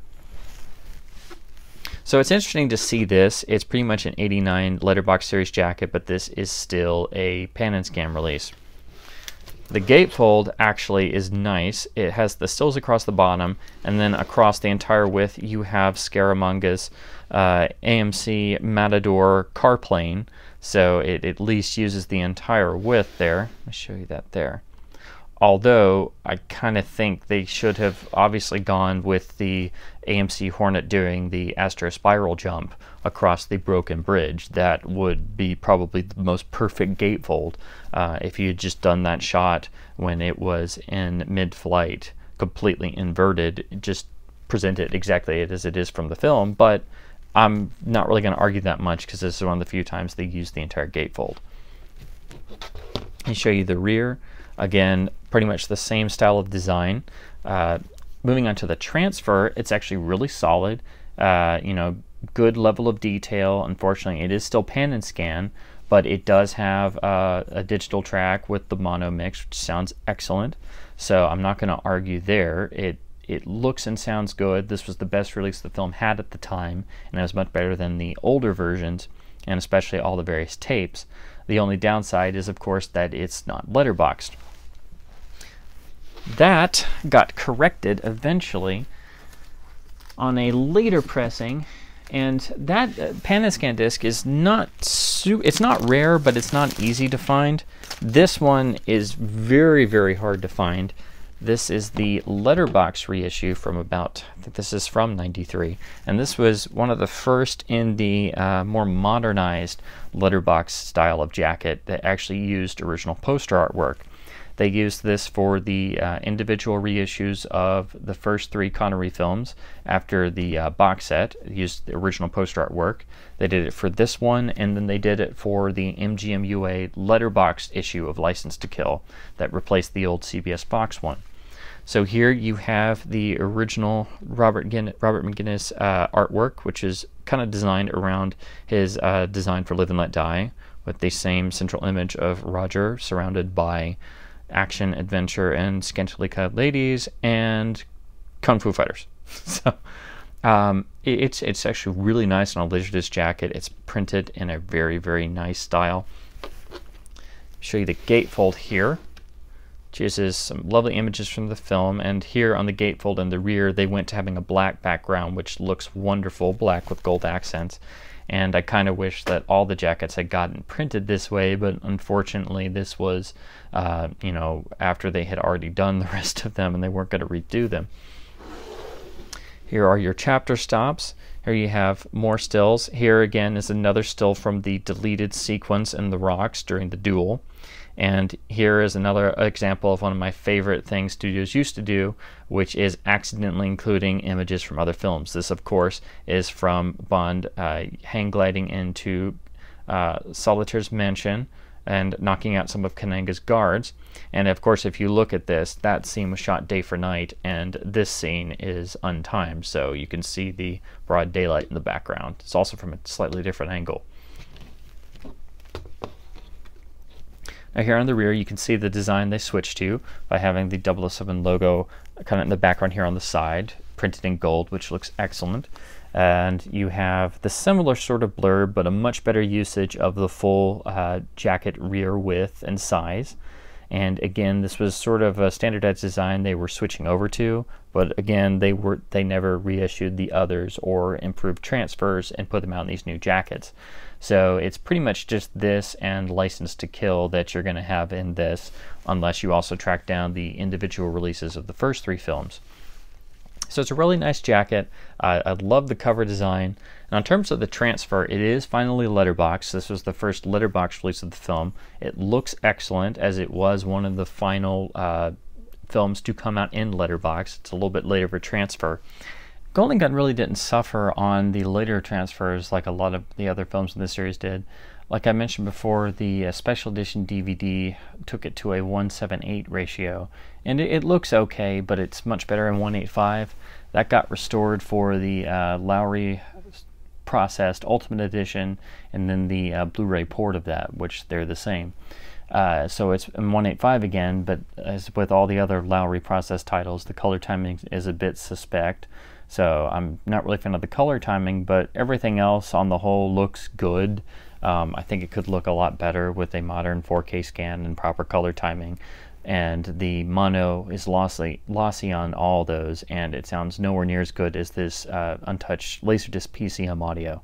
So the best audio release is still this, and the color is nice and it's properly letterboxed. So this is the Laserdisc to go for, absolutely.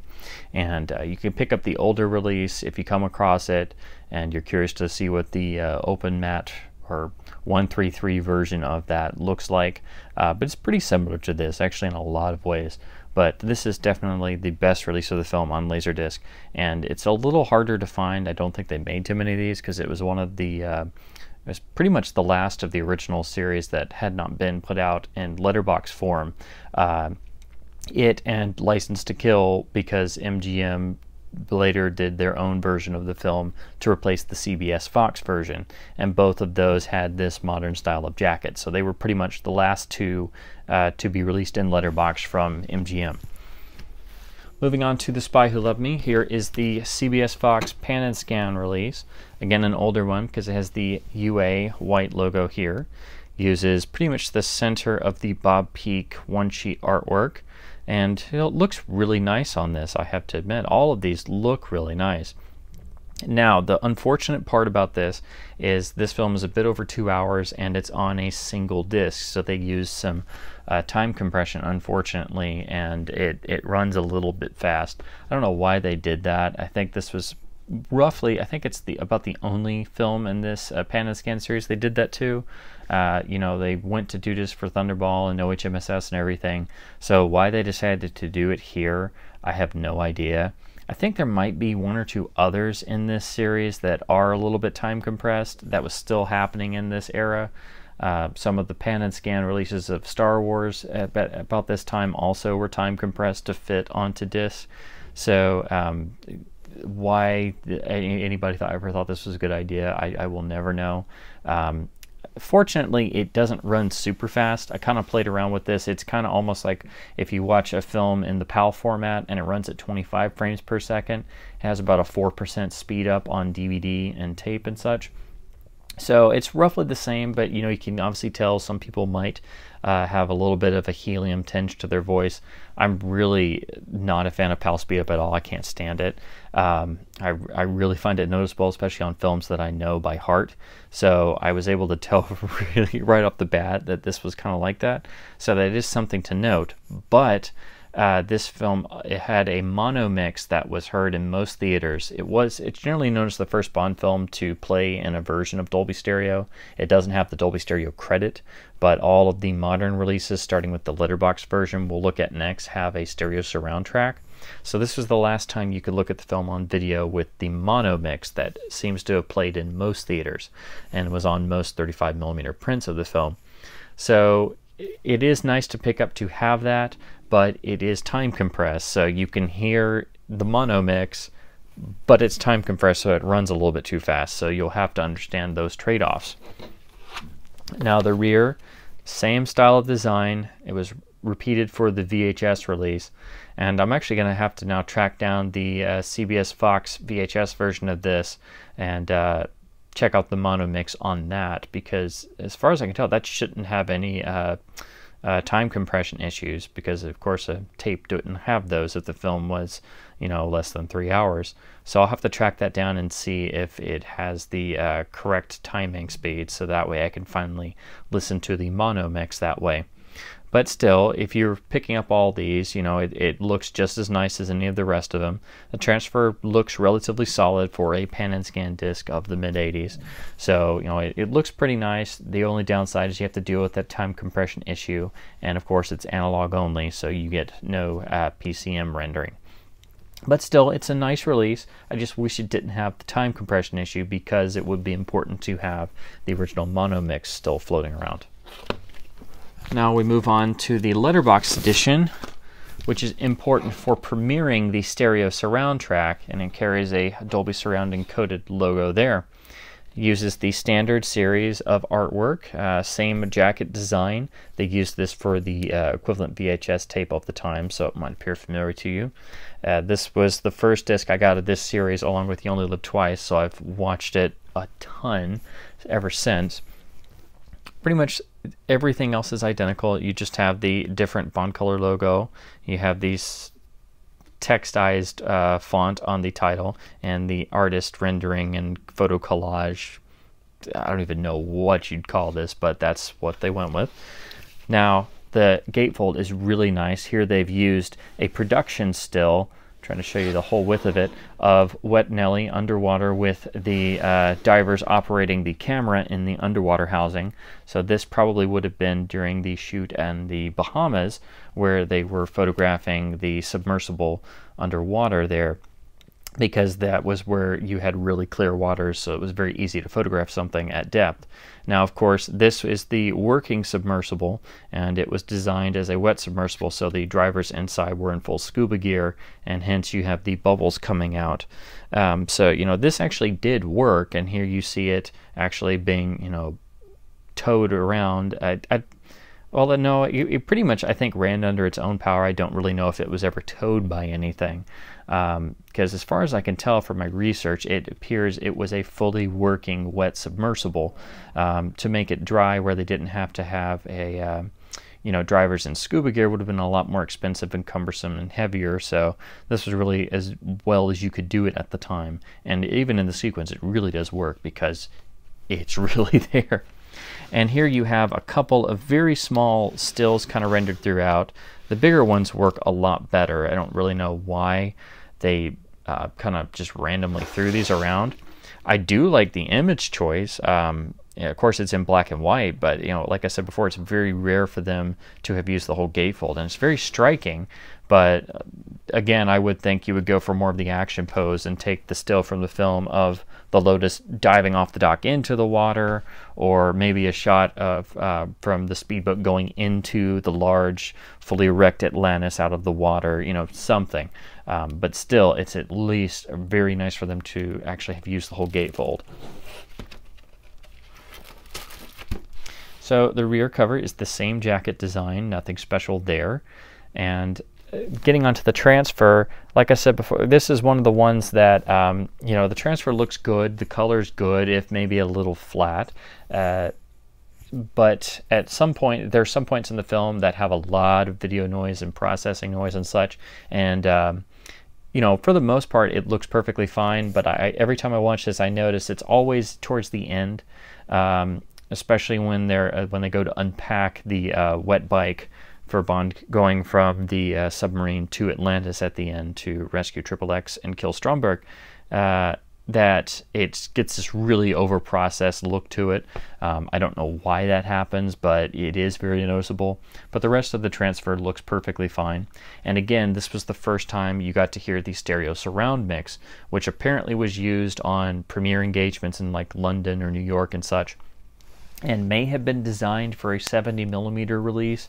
It's unknown whether 70mm ever happened for this. It would have been a blow up.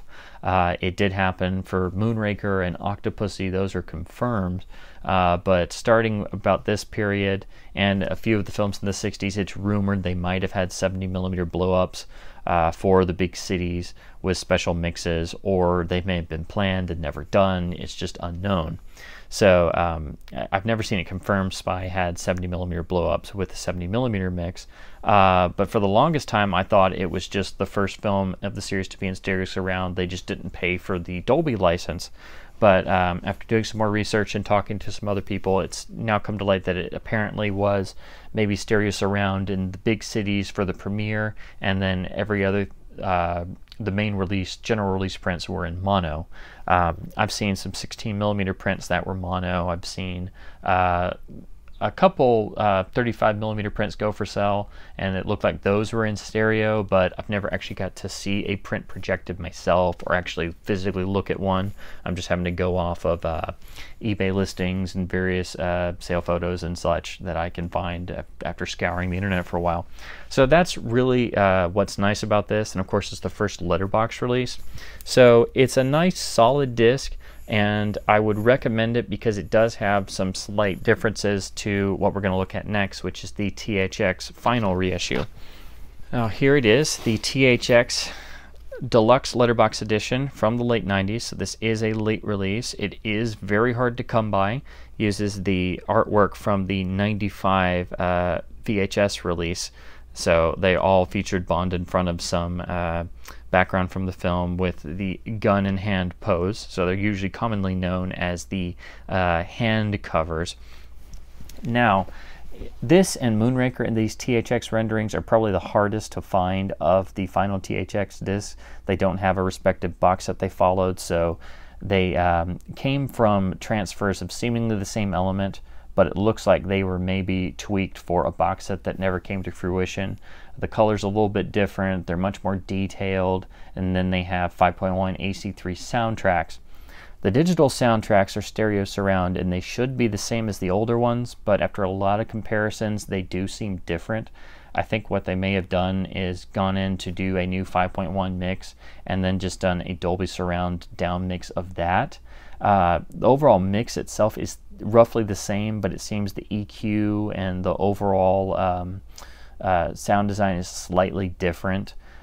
So I would recommend having both the older Letterbox and THX versions of both Spy and Moonraker for that reason. And also the color timing is a bit different. The THX versions have a bit more color to them, a bit more pop to them, but I don't know if that's necessarily as accurate as perhaps the older releases might be. And again, this is getting all extremely nitpicky because as soon as I got this, you know, I put this through the ringer comparing it to all the other versions, but most particularly the older transfer. Now again, the rear cover uses roughly the same design as the 95 tape, some of the same images, and sort of the blue aqua thing, blue aqua background coloring. And it even uses the still and classic quote from the film, just like all the tapes in the 95 series did. So if you grew up with those like I did, this will be very familiar. You have the THX stamp, you have the Dolby Digital AC3 moniker, and you have the chapter indexing here. Now, if you do manage to track this down, it looks and sounds lovely for Laserdisc. It was ported for the first THX DVD, which is very hard to find, and also recycled for the special edition DVD that had all of the extras that were prepared, finally put out on disc. Unfortunately, we were then stuck with this same standard def master for years. Lowry did their Ultimate Edition DVD and applied a lot of edge enhancement, which there already was quite a bit on this and the DVDs, added even more, messed with the color timing, and it just looked really messy. And it wasn't until the Blu-ray, which was one of the last released, that we got a brand new scan. And I'd argue that actually probably looks the best of all of the original series on Blu-ray because it's a modern scan without seemingly any Lowry involvement. So I'd argue the best looking version is probably on Blu-ray, but even there the color timing seems a little it seems roughly okay, but there might be an instance of maybe some teal infusion here and there. So I'd also argue that you'd have to go back to these two Laserdiscs and really compare for yourself, since there's no way to actually check an original print as of now. Again, this is very rare. You'll probably have to pay a lot of money for it, but if you grab the older edition, this is really just for if you want the last version on Laserdisc, you want a Laserdisc that looks better, and if you want to hear the slightly different soundtrack. If you want to do that, though, you can get either of the THX or the Special Edition DVD, and you'll be able to hear this 5.1 remix. They're the same mix. I didn't really detect any differences in dynamics on my system or anything, so you can get all the stuff that's on this on those DVDs for literally maybe $1 or $2, as opposed to paying a lot for this. That being said, I'm very glad that I finally have this, as it's definitely the best version of Spy on Laserdisc, and it did premiere the 5.1 track. So again, you will have to be aware. I would recommend having both letterbox versions. The color timing is a bit different on each, and the sound mix is a slight bit different. You really have to do a comparison back and forth. They seem the same at first, but there's a little bit of EQ differences here and there. So I would recommend having both. But again, if the expense of this really kind of puts you off, you can get either the THX or Special Edition DVD and get all the contents and the extra features and such, and the 5.1 mix of this without having to pay the high price tag.